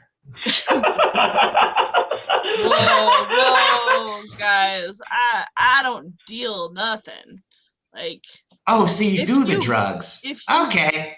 Yeah, I mean, if you're offering, but well, let's see. I got some money on me. Honestly, I just don't. It might help me be more creative, actually. Good. Let me see. I don't I forgot my have money the at home. marketing skills to actually sell stuff. I'm not really good at word of mouth, and they won't let you put stuff in the newspaper about it, so I just smoke it myself. Okay. Well, friendly neighborhood drug dealer, drug person. Doer. What wise sage advice do you have for us unsuspecting kids? Yeah, ask the high kid for advice. I don't know if I have much advice. I just know, be careful for that kid. For one, she's got a smart mouth and sassy attitude, and for two, she walks through walls, man.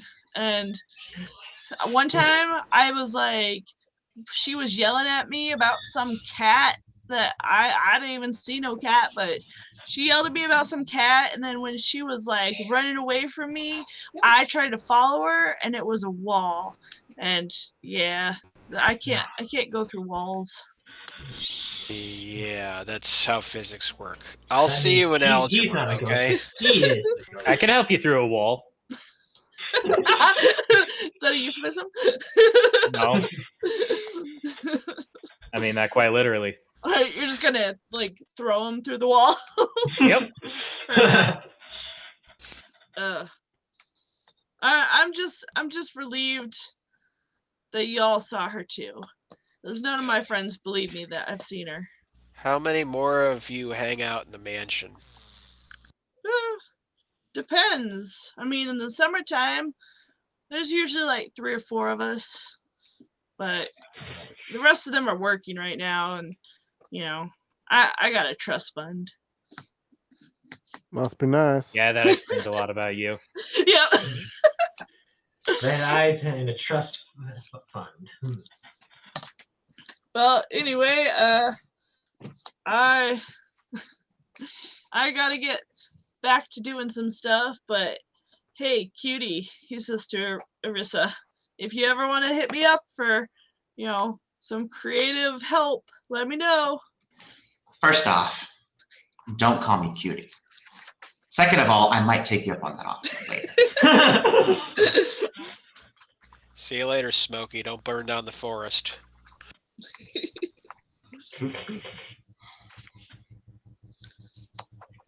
All right. So there's well, the girl can go through walls. Okay. So, That's 1 point shifted on the ghost to drug dealer spectrum toward ghost. Yeah. I reckon you're right. I remember when I learned about that in economics. Look, if he had any more, he would think that he could go through walls. I think he did at one point. I agree. Look, he's not exactly a reputable source, so, let's do this mansion thing, I guess. Right. Come, fellow sidekicks. Oh, we've been promoted. Oh, nice. Do we need to have like names as well? We'll work Not something. going to.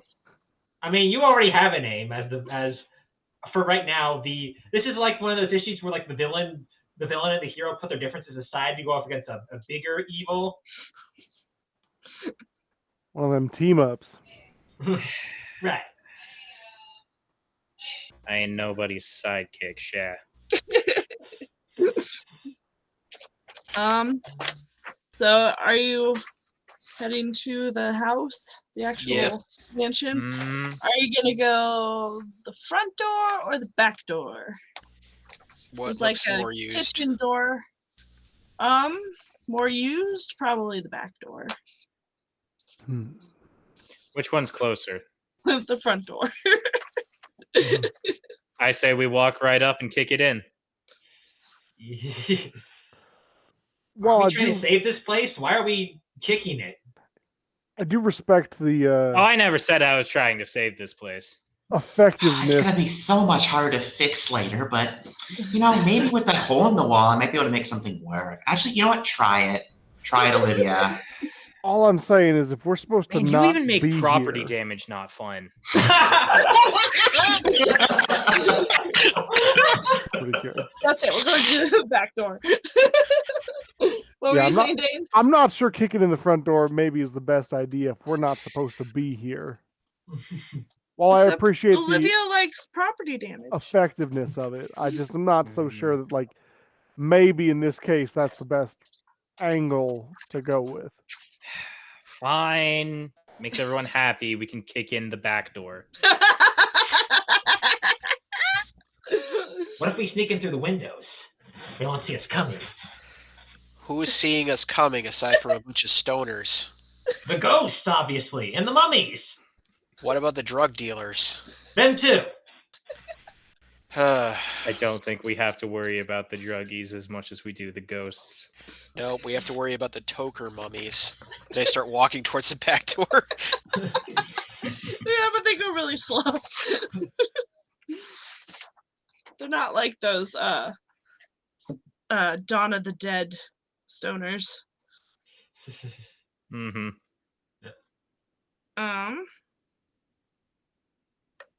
All right. You're at the back door. There's really only a padlock on the door as opposed to a door like lock. It wouldn't take much either using like I'll say Jeffrey is going to actually be climbing around, seeing if he can find any of the windows or seeing if he can find any other spots. Okay. Is Olivia gonna try and break off the lock? I'm sure there are some decorative rocks around. I like the way you think. I'm happy to help with that. Yeah. You didn't want to do any damage. I don't want to kick in the door, but we gotta get this lock off somehow. And you know, All right, Clay, I you work in- might find me something heavy and blunt. I can do that. Sterling's blunt. It's true. No different kind of blunt. Can't use me as a battering ram. Why not? We just throw Shirley out. Don't the tempt me, door. Chef. Because we're not trying to create property damage. Yeah, so do I need to roll anything to look around for something heavy and blunt? Sure. Well, I mean, I think you can find something pretty easily. Okay. There's just a Would bunch of I rocks. be able to do any rolls to see if I can find any alternate entrances or? Are you attempting to break? Like, are you trying to find one that opens, or are you trying to find a different way to open it?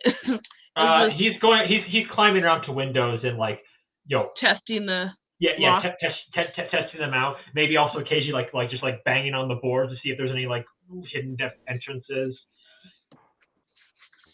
This isn't gonna work, but I'm gonna have Arisa take out her hands like this. She's gonna try and create the golden ratio to figure out an exact pinpoint location in order to infiltrate this building. Oh God, you are a golden ratio artist, aren't you?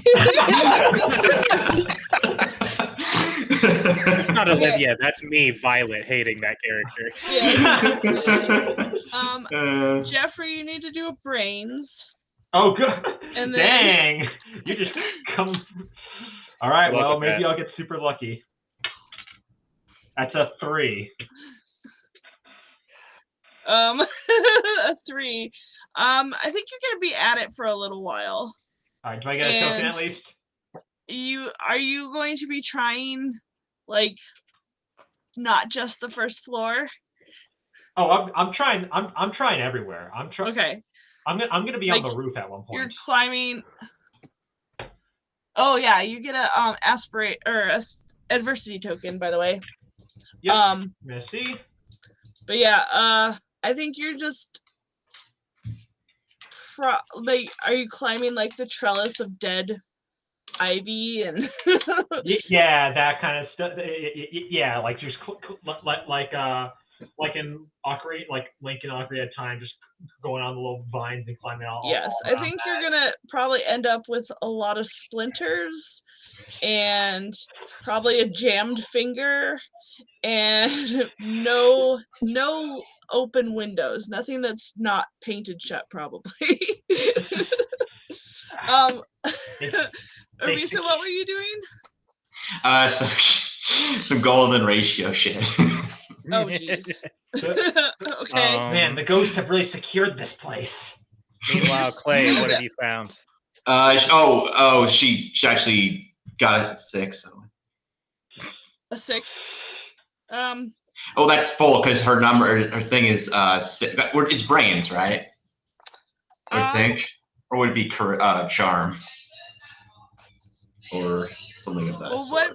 what are you at? Like, tell me. Well, she's basically like, I guess you could say, like, using her imagination to kind of like use her art in a sense and kind of like make it so that like she creates the golden ratio in her mind in order to pinpoint a location in order for her to get to the building. So I don't know if this would be brains because she's using her brains to calculate this.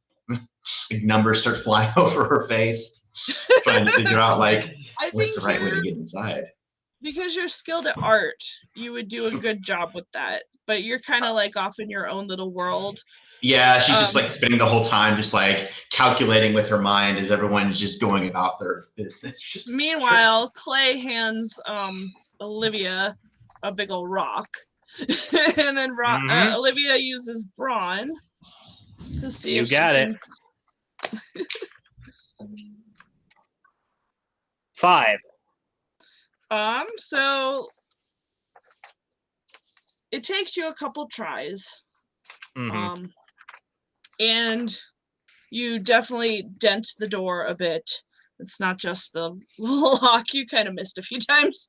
Whatever. So, yeah. You got enjoyment out of that. Opinion, chat. And so are you guys go ahead and go inside, and I guess you get to decide if you want to call Arisa and Jeffrey. Numbers keep flying. At this point, numbers and like diagrams have just filled her entire face. You just see the Sure, I'm gonna find an entrance some way. Captain Crocodile's on the case. Hey, Jackson Pollock and Death Wish. We got the door open. Oh, and numbers disappear. She's like, "Oh, wonderful. Let's go in. Come on."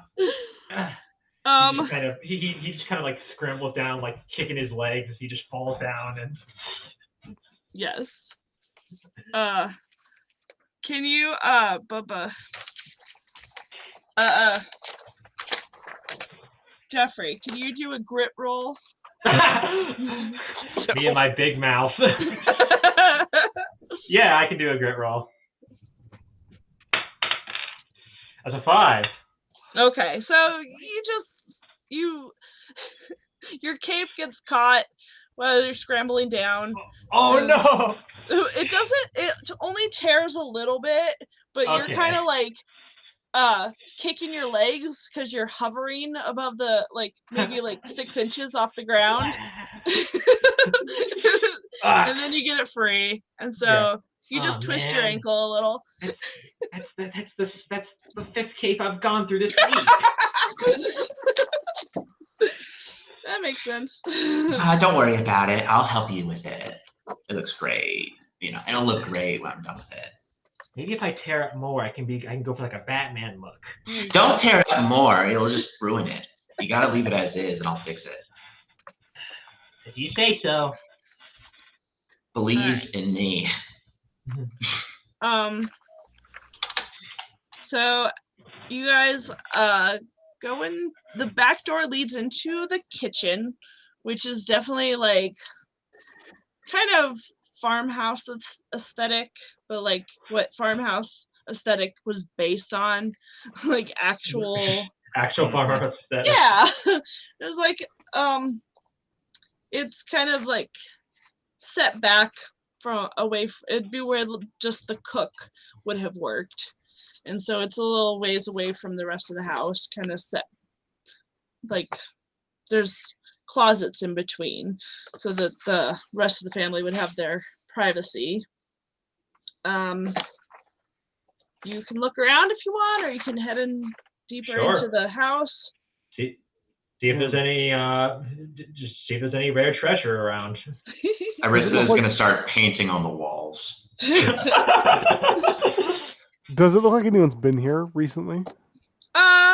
It's definitely not dirty, but there are no dishes, there's no food.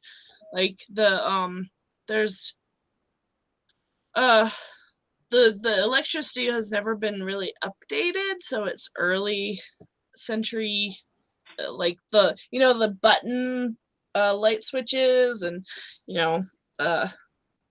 old school chandelier on top of with the pot rack and stuff. So it does not look lived in at all, but it's clean and freshly painted. Jeffrey is just opening up random cabinets and looking in. Same. And it's clean. There's like no rat mess, there's no crumbs, there's no nothing that would, like, no flies. Man, these ghosts really don't have to eat a lot. They have a groundskeeper. They keep the grounds. It's in the name.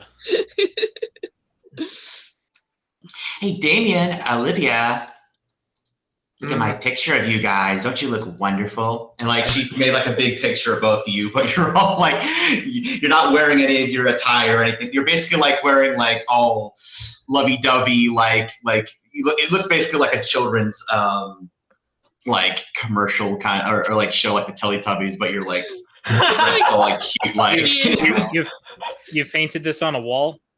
Yeah, isn't it beautiful? It's what you guys need to be in your lives. I am going to punch the wall. Yes. Thought we weren't doing property damage, but here we Punching are. the wall. That's her hobby. Arissa started the property damage. I'm just going along with it. Right, Got to admit, it is the Maybe we'll spitting find a likeness of Is y'all. that Braun? Yep. Looks My just Braun like dice. y'all. Yeah, if you're blind. Where's my Braun? Here's Braun. 9. Oh yeah. You punched the crap out of it.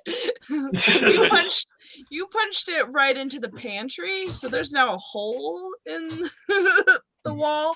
Good. But it also, you happen to punch Sterling's face, and so his character, you're still there. Your painting is still there, but Sterling's face is gone. Would I be so lucky? I'm gonna keep looking around to see if there's anything useful. Yeah. Arissa's gonna look in the hole to see if there's anything inside. As you guys are doing that, somebody walks into the kitchen. Wait, hold on. Oh, I don't care. So somebody walks into the kitchen, and I guess everyone roll a grit to see if you're startled. Okay. That's a 2. Captain Crocodile is just immediately jumps in, is just trying to like get back into like the That's a 2 fight. as well. So Arissa's just like, spills over her paint on the ground. That is a 6 for grit. Nice. 17.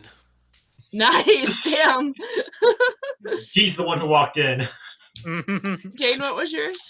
4. Okay. So I think that Arisa.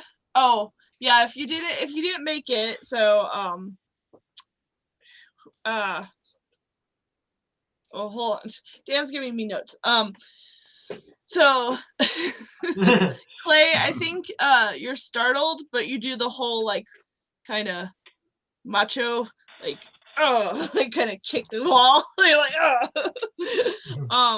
Meant to do that. Arisa knocks over the paint. I think that's great. And you guys get adversity tokens. What happened to you? Jeffrey, what did you do? I was thinking he would immediately jump up and let out a super kind of scream, but then like immediately like he just tries to shuffle back and like again gets in like the fighting position. My Excellent. hero. Olivia, what was yours? Don't worry, guys. Was a 6. Okay, so you're good. So it's a woman who's about like, 5'3" or so, very like, she looks like she walked off the set of Friends. She's got the Rachel haircut, and she's holding a rudimentary early generation selfie stick.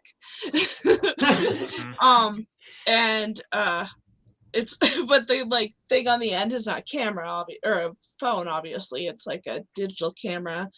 Or I don't know how it works. It's more like one of those grabber things. Or every time she has to like click on it and then put it out in front of her.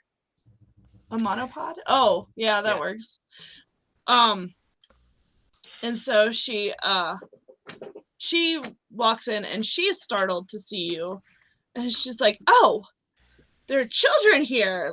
What are all of you doing here?" Before we answer that question, where do you rank on the grand spectrum between drug dealers and ghosts? She reminds me of Rachel from Friends. She looks great. I like her hair. I'm an interior designer. I'm a bit of an artist myself. I guess closer to drug dealer? What are all of you doing here? Are you the one turning out like his eyes red?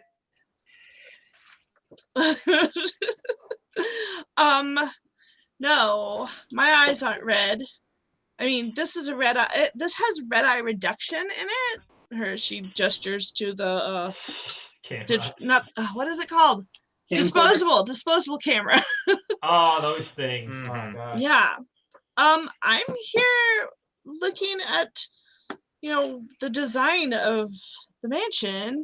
No one told me there would be kids here. Are you on a field trip? Yes. Yes. In the middle of the night, without a chaperone. Since you're a designer, I could help you with this place. Like, I've got some art around town. You've probably seen them. Irissa, Matisse, you know me likely. But I can help you if you want. And this house here, it could really need some like work. She like kind of goes over towards her and kind of like puts an arm around her neck, and she's like, we together, both of us can really make this house look good again. And she like looks at the paint on your hands and on your pants, I assume, because you knocked it over, and looks at the drawing on the wall. I think I'm good.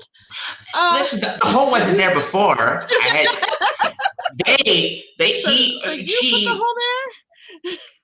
Creative license. Now, Miss, can't prove that. I didn't catch your name. It's Lydia. Miss Lydia. We're here on behalf of the city, taking a survey, just kind of getting the lay of the land.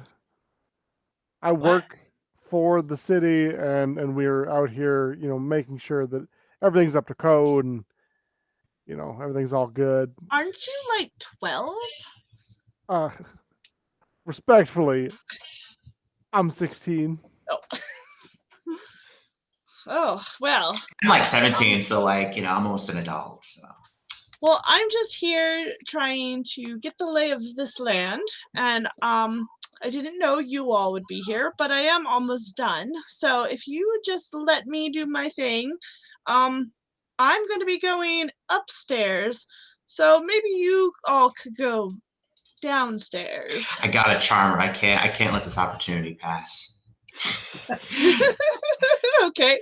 But before you go, could I come with you? I mean, together, both of us can like really make this place look great. You know? Yes, take her with you, please. Please. Oh crap.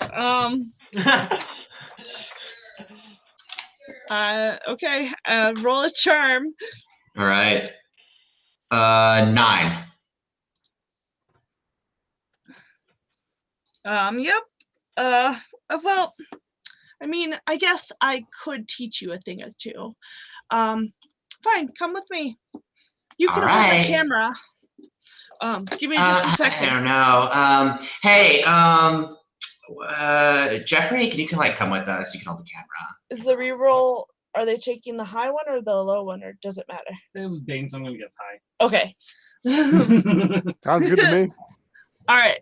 So, just so everyone knows, you can write it on your paper or something. You each get a reroll. Ooh, sweet. Nice. Or two rerolls. Excuse me. Oh wow. Okay, Yeah. nice. Mr. MC, could we take a bathroom break really quick? Mhm. Okay, guys, I'm gonna take a quick bathroom break if you guys need to. Perfect. Sorry, I'm cursed with small bladder. Sounds good. All right.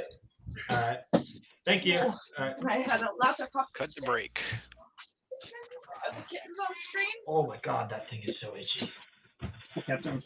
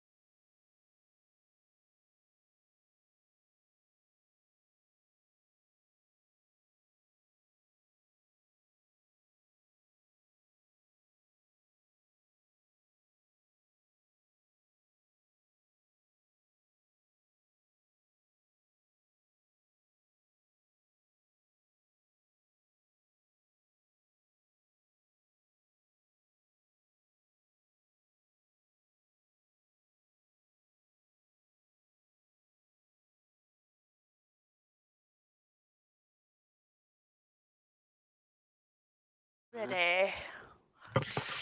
There we go. Okay. So, where we left off, changed the direction on my screen. So there we go.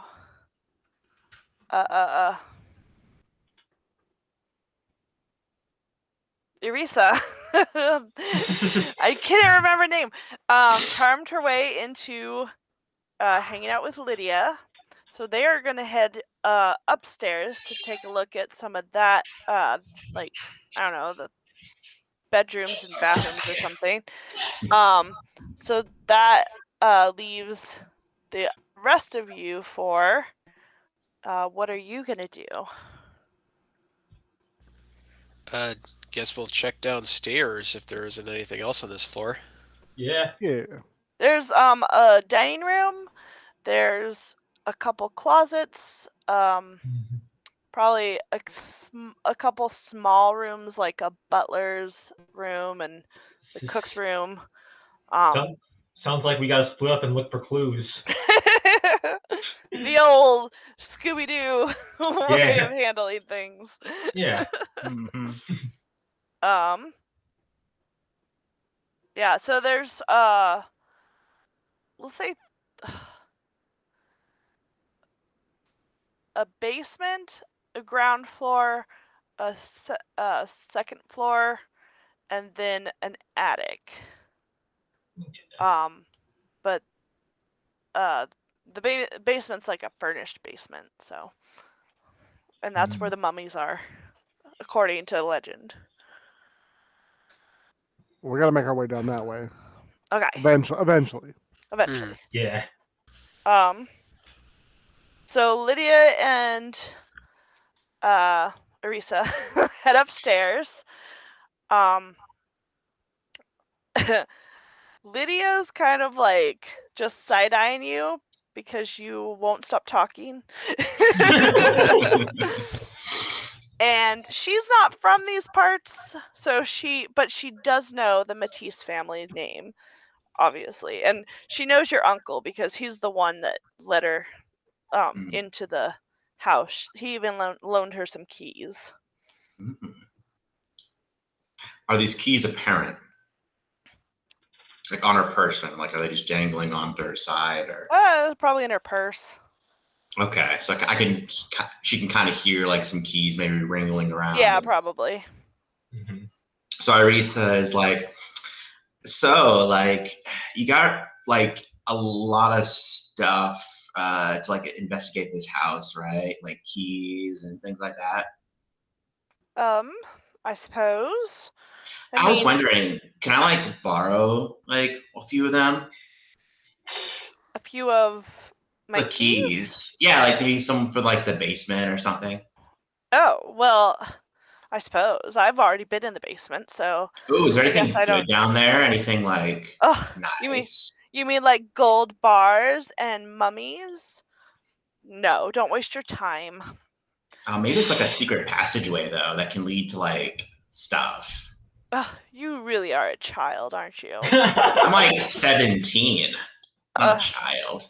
Well, I'm 25, so I think I know a little bit more about the world than you do. Oh, really? Really? Prove it. Can you prove it? Huh? Can you prove it? Can you prove it? Top does not match. You should not be wearing like pink plaid with a paisley orange top. It's She gives her like the eye of death. Oh shit.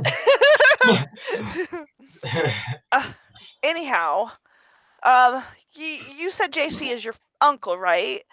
Yeah. Yeah. Well, here, just give this back to him. I don't have time to go back into Holland Hollow anyway.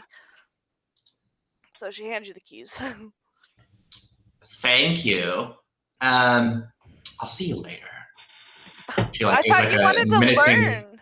Menacing like stare, and then kind of just goes downstairs. Is she going backwards down the stairs? Yeah, backward roller skate backward. I forgot she had roller skates on. Bouncing up and down the stairs. Yeah. Damn. Do we just hear that's like your- thump thump Thump, thump thump. thump thump thump? Okay, where are you guys? Oh, deep joy. She's returned to us. I've got like some keys and stuff I was able to get from that lady upstairs. So like, we don't need to break every door now. Okay. Well, I figured, why won't we stop with the property damage? We've clearly opened that hole. Well, if the whole thing busts down on top of us, well, we'll be dead. So, I kind of want to avoid dying today. Though someone does, never mind. Let's just like look around and stuff, okay? So is she a With the ghost keys as now. well? Did she disappear? Well, she'll be a ghost soon. Dang. Oh. Did you kill her? Oh, I said soon. Sorry, she's still alive. That Should I stop this? I don't even know anymore. I have no earthly idea. So while you guys are kind of pondering that, you hear I think you're like in the hallway heading towards the living room or the sitting room, I guess. And you hear and then like kind of running footsteps coming from the sitting room. Like the brave hero he is, Jeffrey immediately runs to the living room and tries to find where the door is. Are you okay? Is the ghost here?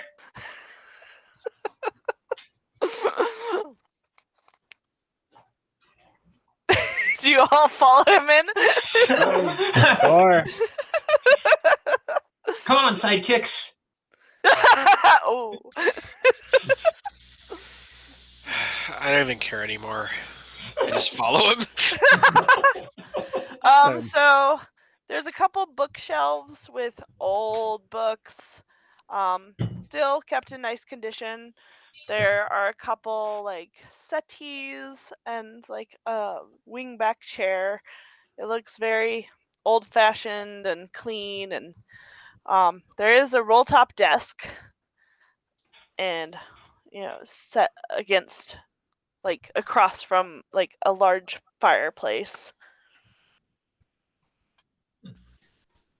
But no ghosts. No ghosts. Not yet. Anything in there? He will where could she have gone? And it's just like he will like look up the chimney of the fireplace. Like go over to the floor to ceiling curtain and like go ha. Yeah. No ghost. I'll be taking out my flashlight now and just looking around as well. There you go. I just have fully become Pajama Sam at this point. nice. You find anything up there, Captain Crocodile? Not yet, but wherever she's hiding, once she is caught by my light beam, she'll be captured for sure.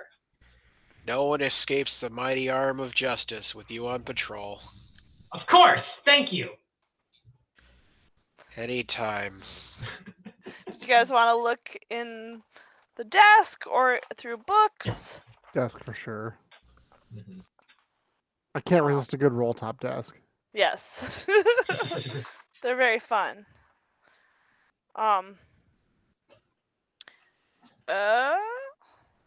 When you roll the desk, the top up, it kind of sticks a little bit, but then with enough force you can push it.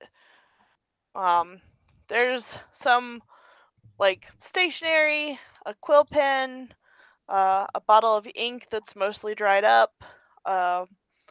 In the little pigeonholes are old.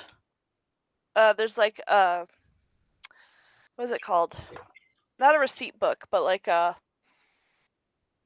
ledger type thing that just Mhm. has a few things. It's kept like JC kind of keeps it like a museum, sort of. He has, big wigs or historical people or like scholars come through and check it out. And, John Charles wasn't a super important figure, but, everyone has their place in history, I guess. So he has left some correspondence in there.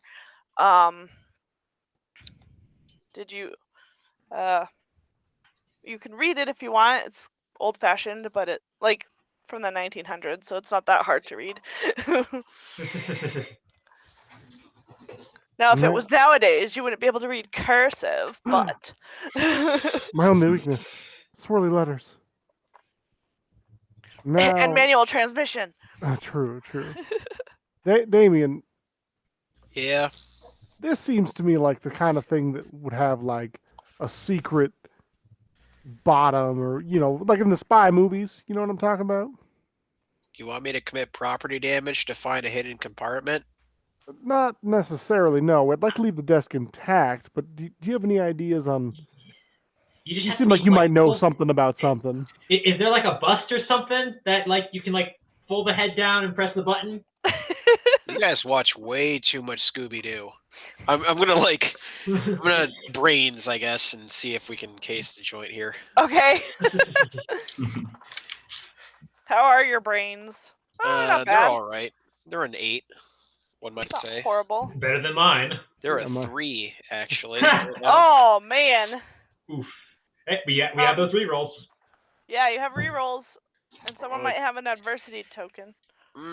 You don't have any huge like time constraint.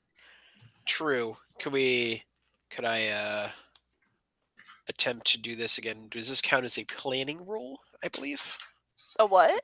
Like a premeditated roll as opposed to a snap decision roll? Yes. Okay. Because you guys have a little bit of time to like. Yeah. Ooh, that one's even worse. That's a 2. Well, in the grand conspiracy between hidden compartments and the case of the occult desk, I have come up dry, Sherlock. Well, so what was your? Oh my God. Sorry, my dogs are going nuts. What was your roll? That was a dose. What was your? Oh, okay. What was your first one? A 3. A 3. Okay, so it's not. Oh, okay. So I think you fail, but not too badly. So probably what happens is, well, what were you trying to do? Like describe to us. Patting it down for some sort of hidden compartment or hidden release lever or something.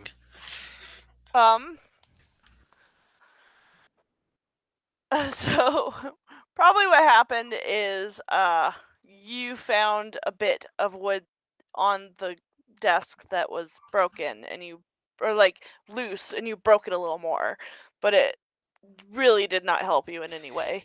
So you committed property damage. I'm sorry, Clay. It appears that vandalism can't solve our problems this time. I said not. It's fine. It's fine. Maybe if we just pull every single cupboard, there's bound to be a switch in one of them. If we just keep pulling, he's running over and he is just continuously pulling out all the different shevers and like do the same thing he did with like on top of the house. He's like climbing on top of the dresser and just like banging on top of it. On the desk? Yeah. Okay. Excellent idea, Jeffrey. We can definitely compromise the structural integrity of this place even further. Yes. I don't know what any of those words meant, so. Do a brains, Jeffrey. I'm sorry. Man, I really should have put more thought. You can't charm your way into a desk. I'm sorry. 2. Okay.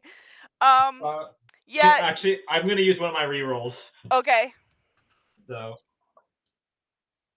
on, Lady Luck. Well, that's a 1, so Lady Luck clearly has it out for me. You hear a crack. Oh, yes. Thank you, Dan. Adversity token. Yes, don't forget about that. So the roll top of it has definitely come off and splintered a bit.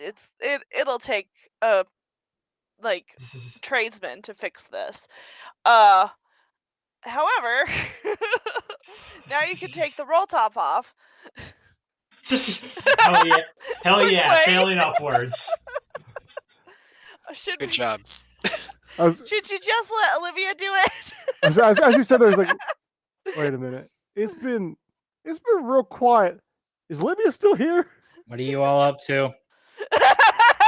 Alternatively repairing the premises. Sorry, what needs to be broken? We need to find a secret entrance. Where haven't you tried yet? They all stare at the desk. Yeah. It's a real head scratcher. You got it. Olivia's going to walk up and is going to just swing her foot up and then just bring it down heavy on the center of the desk. Wait, I think I found the right key. Brawn? We need a brawn check. Got it.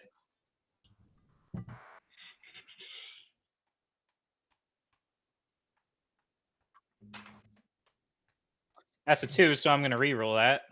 Oh my goodness. All right, we're using them up. And that is a 10. Oh, there we go. There we go. Finally. Don't you get to explode it? Is it a D10? What? Yes. Oh, it explodes. Yep. I don't know what that means. Oh, that you roll it again. You roll it again. Oh, cool. You might do more damage than you even intended. That is another 10. Oh shit! Oh, you get to reroll it again. And an 8. That's 28. Oh, kick. Olivia just rides up. Yeah. I don't know whether to be impressed or Splinters go flying everywhere. Yeah. Shrapnel. There's ripples in the pond as everyone in town suddenly feels the ground shake a little bit. Well, the desk is cleft in twain and kind of nice. It stays in place for a second before both halves fall apart, and out plops a leather-bound journal. Holy crap! I must be really strong if I can survive an attack from her. I mean, that is one way to do things, I suppose. Wow, you're like a one-woman wrecking ball. You know what? I'll take that. What have you done? You all turn, and the little girl from the lagoon is behind you. Creative license. It's you! The drug dealer. Papa is going to be so furious at you. That's his desk.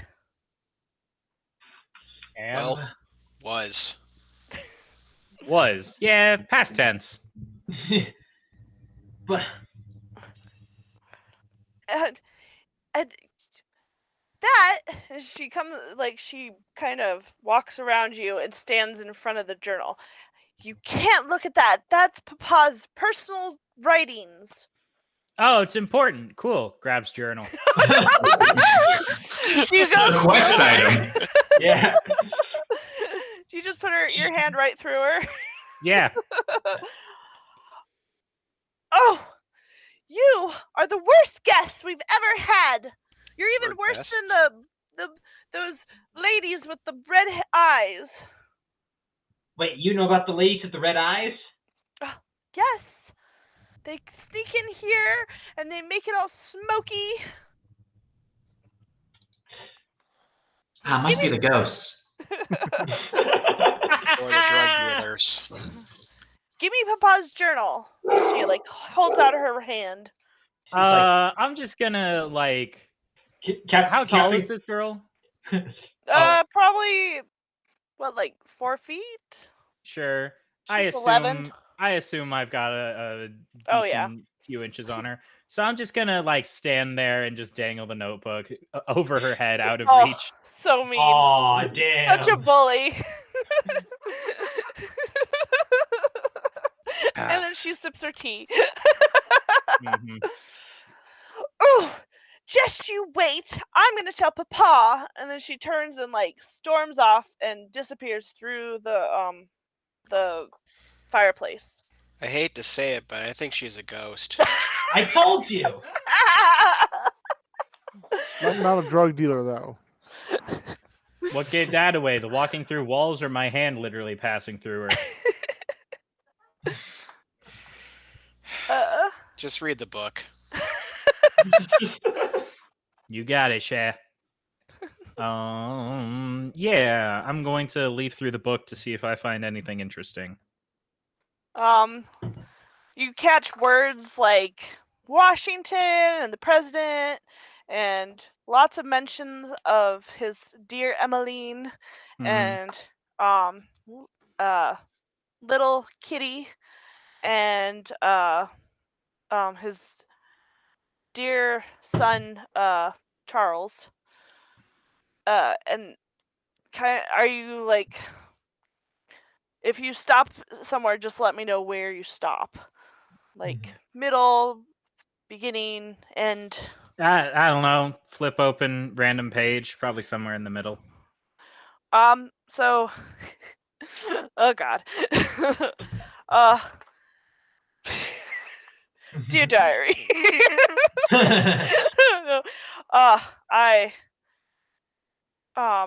With a heavy heart I went and told Calvin. I don't know which president it was. Calvin Coolidge. Yes. I told my commander-in-chief that I was going to have to resign, and well, I do agree with him that it's a really wonderful opportunity for my career, and I was possibly on the track for his job eventually. I really must get back to my poor Emmeline. Her, according to, I don't know, Jeremy, her mind is slipping more and more with each passing day. I hear that there's even rumors in the town from the townspeople hearing her ravings, and I can't leave her alone for much longer, especially with the children there. Love, John Charles. No. This seems fishy. Someone from an older time who actually a father, no doubt, who cares about their family.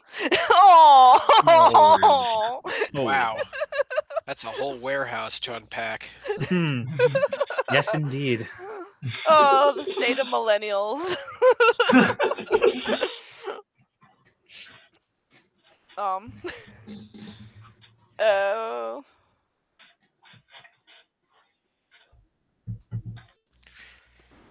All right. Well, Ghost Kid tried to stop us from reading the book. It seems like we've confirmed that she is in fact a ghost on the ghost to drug dealer spectrum. So, what do we do now? I think we'll find more in the basement. Deep joy.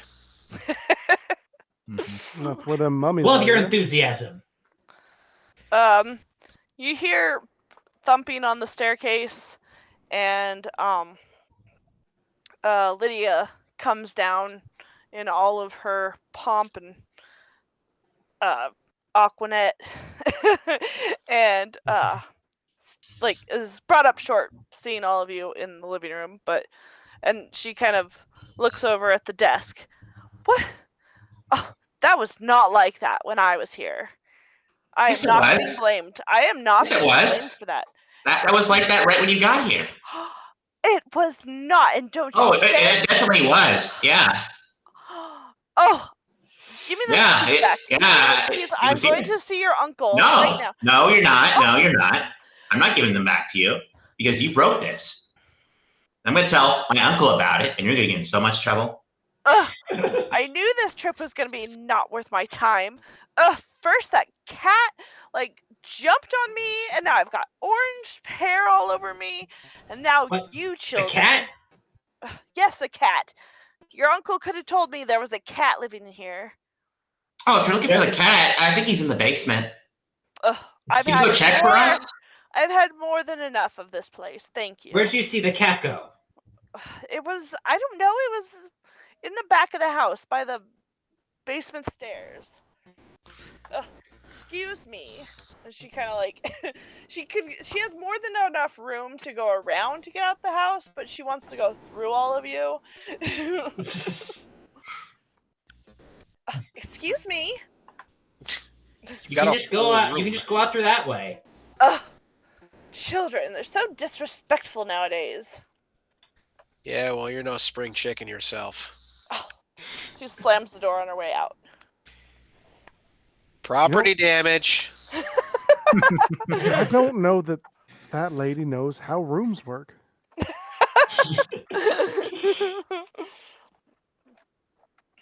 All right. So the cat must be in the basement, so that's where we have to go next. Yep. Let's do And it. he will rush off there, spraying his cape like wings. Oh. He's gonna have a complex when he grows up. He has a complex now. Yeah.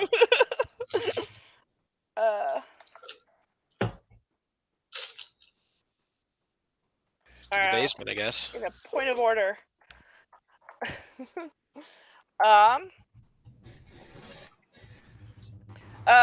As you're walking towards the basement. Oh shit. Okay. As you're walking towards the basement, the little girl pops back up. I can't find Papa anywhere, but I still want you to give me his journal. Have you checked? Did he mention anything about buying cigarettes and milk?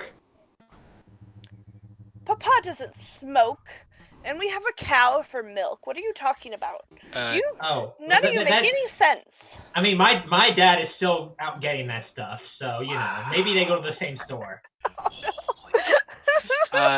Out of curiosity, what year is it? I say to the girl. Well, 1900. Try 2000. I do not understand you all. Like, this is why Papa has me stay in the house and away from weird townspeople. Are you stupid? No. My governess says I'm the smartest kid in the house. Are there any other kids in the house? Yes. Charles. So exactly one other. Yes. One. I'm still smarter than him. But he's just you a stay baby. with your little brother. How old is he? He's about to turn 1. A victory by default is still a victory. See? The scary man knows.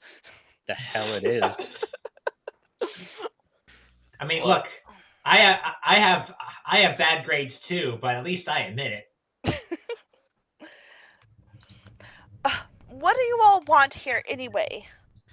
The deed to the house so we can get out of here. Also, I think your cat's downstairs. Really? That's what the angry lady said. Oh, her. I tried to push her down the stairs. It didn't work. Why would you do that? She was going through everyone's room and she, you know, touching stuff. Honestly, girl, I'm with you.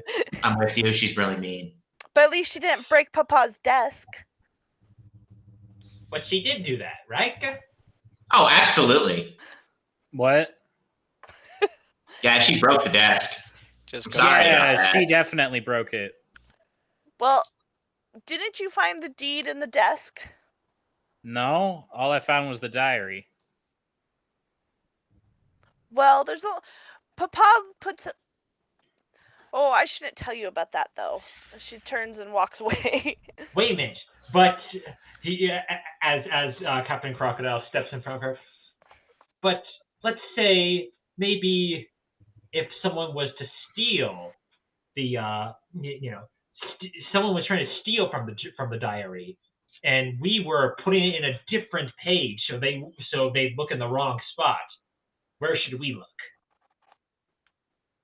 Well, there is the lock box in the basement, but I'm not supposed to tell anybody about that. You didn't hear it. Nope. Oh, a lockbox? So you're saying that it's locked, huh? Well, I got a bunch of keys here. Any of these keys open it up? It's a combination lock. Oh. Ooh, cool. What's the combination? I'm not supposed to tell. But Hun, I'm a superhero. You can trust me. And what's this combination lock made out of? I don't know. Do you want me to show it to you? Yes. Fine, Take but a you have to. citizen? You have to help me find my kitty. Of course. Fine. So she starts towards the basement, and it's really dark, and like everywhere else, the electricity does not I've work got the very light well. beam out, so. Yes. And it's kind of one of those stairs where it's like it goes down and then turns and then goes down and turns. So it's like not exactly a spiral staircase, but it's in like a square. And each time she like turns the corner, she kind of flickers invisible and then flickers back. So do ghosts eat apples or anything? That's a good question. Does anyone have ghost kibble? Wait a minute. I have alligator food in my pack. Is that what ghosts eat? you're gonna feed a ghost child alligator food. Not the child, the cat. Oh. Oh. I'm just so used to the insanity that like now I don't question anything anymore. Yeah, it's fair. Yeah, maybe I can like leave it out. Ooh. Is it like And don't worry, there's actual cat food mixed in there as well. Believe it or not, my mom actually doesn't have much alligator food, but Shirley doesn't mind eating cat food. Shirley's not picky. I like Shirley. Oh, the alligator, right? Yeah. Cool. Well, you know, she's actually part of my team. She's my sidekick. Sidekick? You don't kick alligators, and you don't kick kittens. No, like. Oh, you really are stupid, aren't you? No. Wait a minute. What kind of superheroes were around? Oh, he looks like what superheroes were around in 1900s? William Blake. H.H. Holmes. No. Oh, she's my Watson. Yeah. Oh, Watson. I think my nanny read those to us. Yeah. How old is this alligator? Am I the only one who's worried about how old this alligator is? It's trying so hard not to question it. Heroes never die. So in the basement, it's kind of like it's a dirt floor, but it's nicely tended, and it was like has shelves along. Obviously, it was used as a root cellar or something.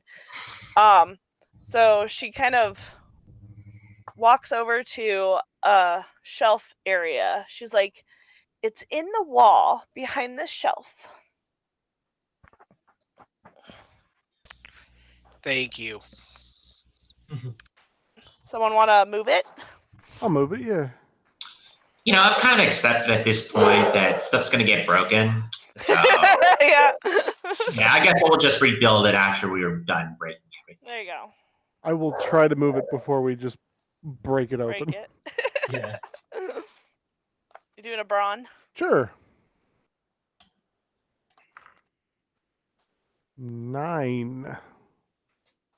All right. There's minimal breakage.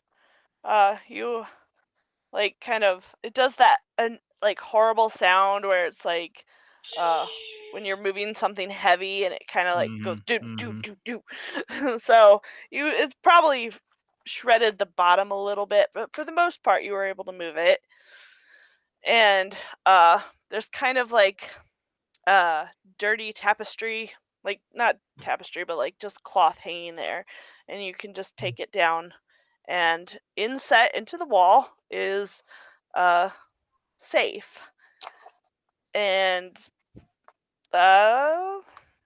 it's got a combination, but it looks old. It's probably, it might be made from steel, if anyone wants to check. All right. Well, he will.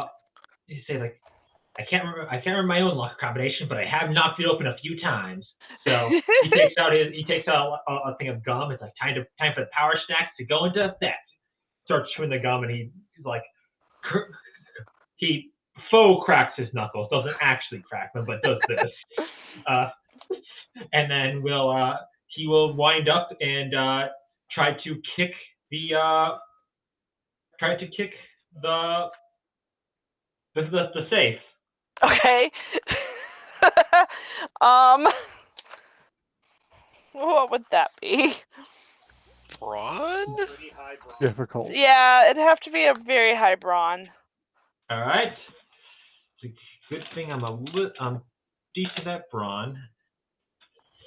Come on.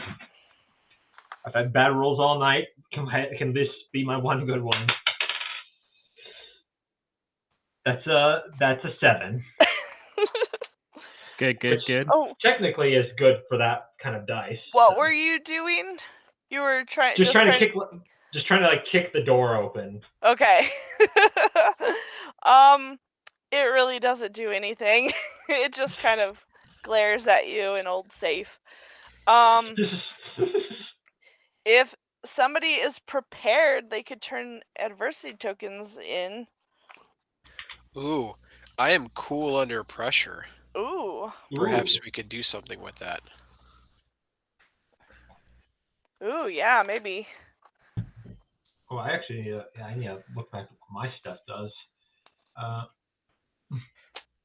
Maybe if Would this be a probably brains, right? Yeah. To crack it open. Totally. Okay.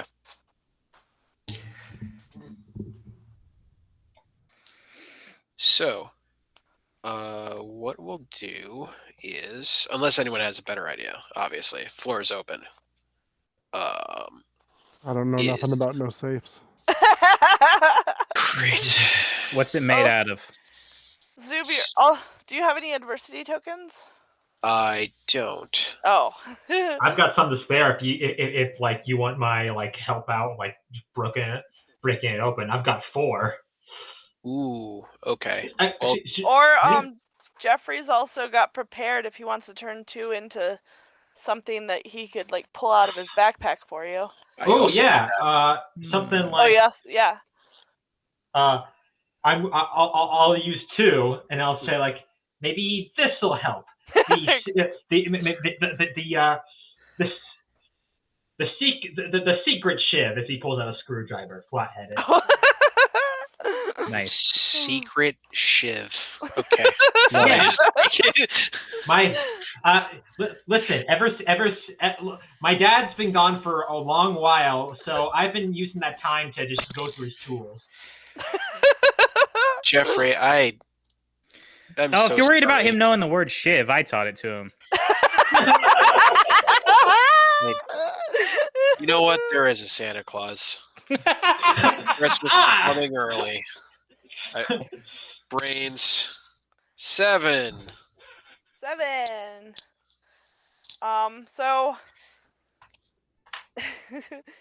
I think this thing is so old, and nobody knew about it. Like, not even JC. And so I think you'd be able to, like, utilize the screwdriver and kind of like with all of you working together, I think you could, there are like big old hinges on the side, so maybe you could like hit the screwdriver to push the hinges up and get the door off that way. Cool. Okay. Sweet. So it's a pretty thick door, so it might take a couple of you to pull it down off the hinges. Help me with this, Farmer John. It's not my name, but All right, so you Okay. move it to the side. Is that your hero name? Inside there's maybe. what? Oh, I said maybe. Inside is a leather, like one of those, a folder, but like an old one. And that's all. What's in the folder? You want to pull it out and look at it? Yes. What's in the box? So this is the only place in the house that does have dust. And you kind of blow it off the satchel and unwrap it, and inside is like several like gold coins. So it's not gold bars, but there are gold coins. Probably enough for each of you to have a couple. And then there's a little packet of letters. One of them is, or not letters, but like documents. And one of them is, or some of them are birth certificates. One for John Charles, one for John Charles II, one for Catherine Rose, and Emmeline. And then there's a death certificate for a Catherine Rose, and papers from like an institution, like an asylum, that are intake papers for Emmeline Fisher. And then under all that is a deed to the property that you guys are standing on. Are you kidding me? And I just like stare at it, uncharacteristically breaking monotone. What? What's any of that mean? This means we own the house. Yo, we can turn this into like, this could be the crocodile cave. Immediately, Arissa, you know, like two people share a room and then the one person's like, I'm gonna split this room in half. Immediately she takes a paintbrush, she starts like trying to take big stretches of the house that are to herself. Wait, if we own this place, does that mean I've been breaking my own shit? I reckon Evidently, but you reckon know, you're a that's- bad guy, so you do that stuff all the time. that's the Karma. case, yeah. Welp. I think this belongs. I think we should bring this over to town hall so my dad can stop complaining. Okay. Woo! I lost y'all. Probably But- for the best. Yes. I guess it does belong in the rightful hands of the people. I mean, as Arissa's just still painting. I would love to be a homeowner in years of post Y2K, considering that the housing market is always going to go up and this is always going to appreciate in value. We should probably do the right thing. This is why we play TTRPGs. Yeah. Own homes. Have Oh, a to own a retirement plan. home in Yeah. 2001. Yeah. Yeah. Oh You man. know, y'all, I don't know if I feel right taking that gold. That doesn't seem like it really belongs to us, you know? Cool. Also, I mean, it also would mean the curse would Dibs also on Glaze first. I've made mistakes.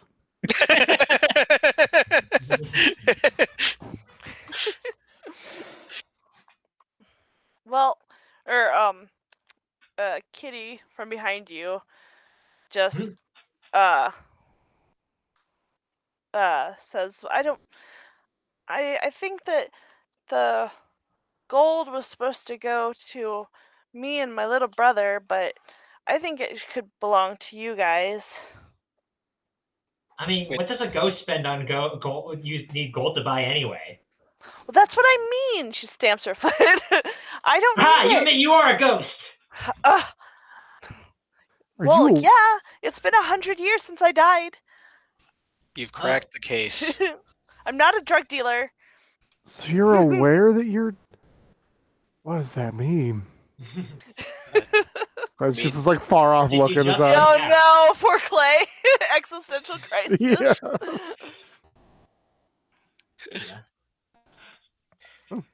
Well, we all divvy up the spoils and There you go. head that way, head out. Yeah, and I say to the ghost, for what it's worth, You can stop the BBEG. For what it's worth, honesty with yourself is the first step towards everything.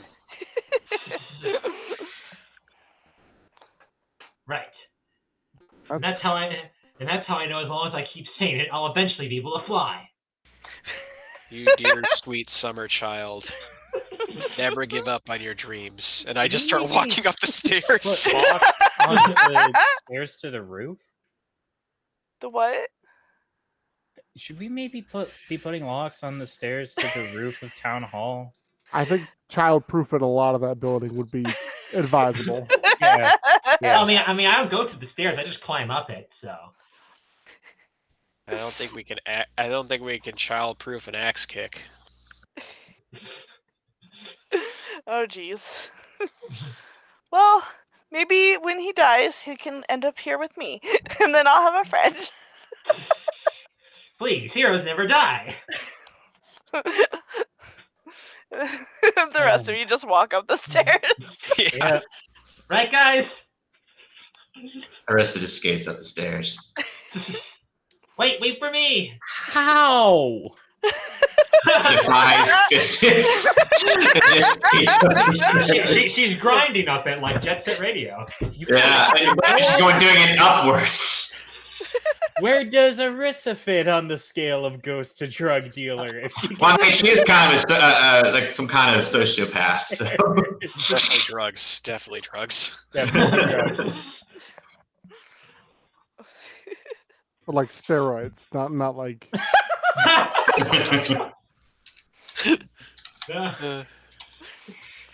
All right.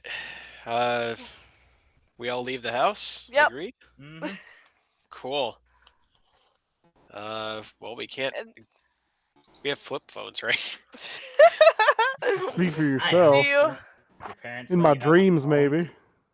Do you take the packet to JC? Yeah. And tell them about what Lydia did. Tell them about what Lydia did to the house. It's between her and Arissa. Well, after you do that, they call another town meeting. Not that night, but another night.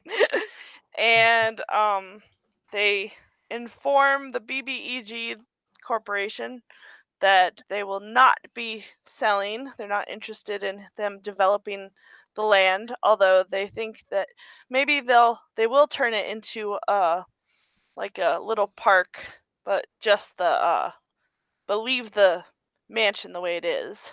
Maybe make it a B&B or something.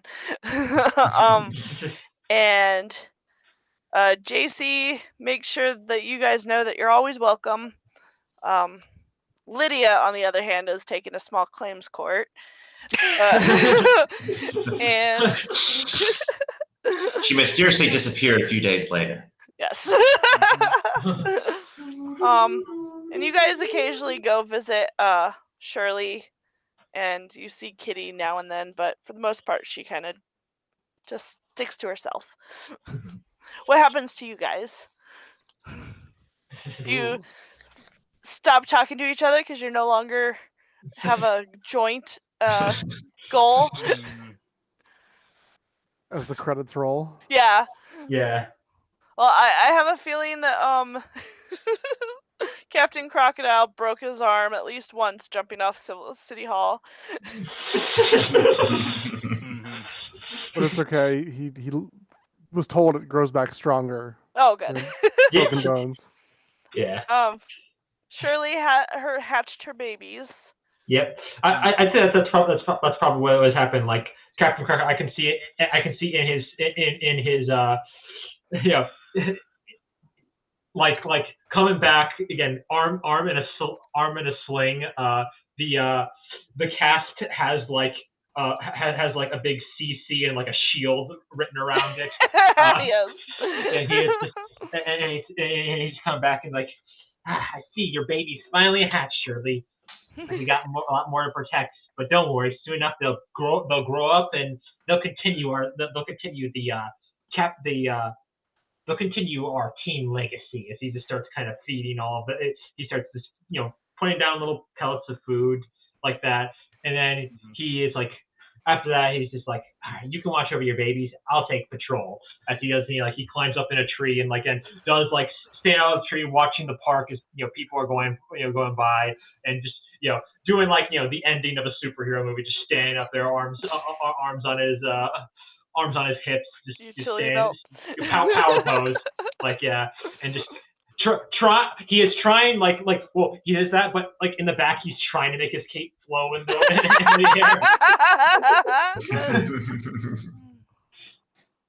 Amazing. What happens to Sterling? Damien does not grow out of his goth phase. It wasn't a phase. Has been promoted to assistant manager at the Spicy Subject. As the years go by, he grows increasingly more disillusioned with the world. Oh no! Which is what at one time he thought impossible, but now it's just capitalism. Yep. At the age of 18, he gets on a bus and travels to an undisclosed town to perhaps set new roots. Open his own Spicy Subject. Franchising. Yeah. I was thinking temperate conversation. Ooh. Yes. Nice. Olivia, what happens to you? I think I just use whatever section of golden riches I've been able to get my hands on, and invest in an even larger, even louder amp. To continue to blast outside of the town hall. Yes. Yeah. Rage slightly against the machine. I think Olivia and Sterling actually start texting though. Ooh, Maybe. nice. Clay. Well, Clay, I think with his newly acquired wealth, the price of gold being what it is, he's able to quit his job and have a little bit of a childhood with the remainder of his high school years. Oh. Yeah. And he probably lives and eventually dies in the same town, but he keeps in touch with people as long as they want to. Does he join up with the stoners? Maybe. At all? Yeah, it depends. It depends. It's either them or the ghosts. So. Hell yeah.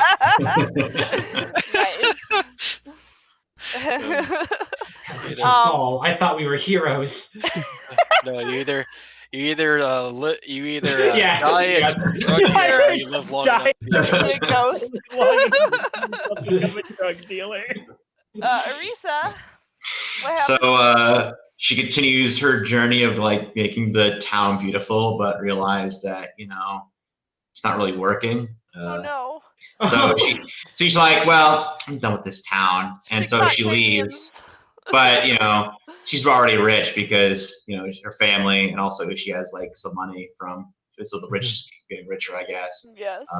Later down in life, she buys the BBEG, becomes a CEO. Oh no. And continues her journey of making the world more beautiful. Excellent. I love it. I do think to build off of that, every so often Clay sees one of those like old wooden flowers, and it's like half decrepit, but like some paint still sometimes on it, and Yep. he remembers the good old days. Yes. Yeah. They never actually got rid of the wooden flowers No. or painted them. Supposedly, years later, people have seen a few alligators in the pond, and they strangely have like lightning bolts painted on their sides. And so often they see like masks and capes floating in the water, and they think, "Oh God, they finally got Jeffrey." But no, it's just because his babies keep taking off their masks and capes. Yeah. Does Jeffrey ever move up to like big city crime fighting, or? He turns into kick-ass. No, A-cam. Oh God, yeah. Yeah. I could. Eventually, I could see eventually maybe he definitely actually, you know what? To put this maybe he grows up and he becomes a cosplayer. Yes. I like it. I like There it. you go. It's a true fate. So yeah, eventually he finds out. Oh my gosh, Santa Claus wasn't real. They weren't. He was right the first time. But now, you know, I've had my experience. You know, I can go, with the old cape and cowl, so I can just go around and go to conventions, show off unique, cool costumes. Perhaps maybe do the thing of visiting sick children in the hospital, like that. Love that. Doing a lot of like. In fact, no, I can even say that he dresses up and he does he'll give sandwiches to homeless people or find lost cats, kind of stuff like that, and does small hero work. I know what happens. Jeffrey changes the fate of the world. He is there at the zoo when the little boy falls into Harambe's cage and charms Harambe so he never dies. You save the world. Yeah. That happened in our backyard practically. So. Oh no! Yeah, we live in Ohio. Oh no! Yeah. I like this reality better than the one that we're currently in. Yeah. Totally. I'm adding a little note. There's a couple of years later, after Sterling leaves town, a little pamphlet starts circulating called Captain Crocodile and his adventures. Yeah! Scene! Yeah! All right, I get royalties. Nope. Awesome. You'd have to reveal your secret identity at that point. Oh, that can't happen. Well, This was scene. awesome. Well, thanks a lot, guys. That was a lot of fun. That was a lot of fun. Let's go ahead and just reintroduce who we are, and if you have anything you want to shout out, plug, have at it. We'll start with Zoob. Yeah, Zoob. Salutations, everyone. Creatures of the night. It is I, Zoob the Mad. I write horror, and check out our podcast, thebrokenlords.com. All right. Nice. Dane? Yeah, my name's Dean Dane. I'm on Twitch. I'm a streamer. I'm also a DM or a GM, whatever you want to call it, storyteller for a lot of different systems. So yeah, look me up. Nice. Not Arisa. Dylan, yeah. Dylan. So yeah. Damien, but that was on too. Hey, I'm Dylan Rooks. I graduated from college recently in digital design and VFX.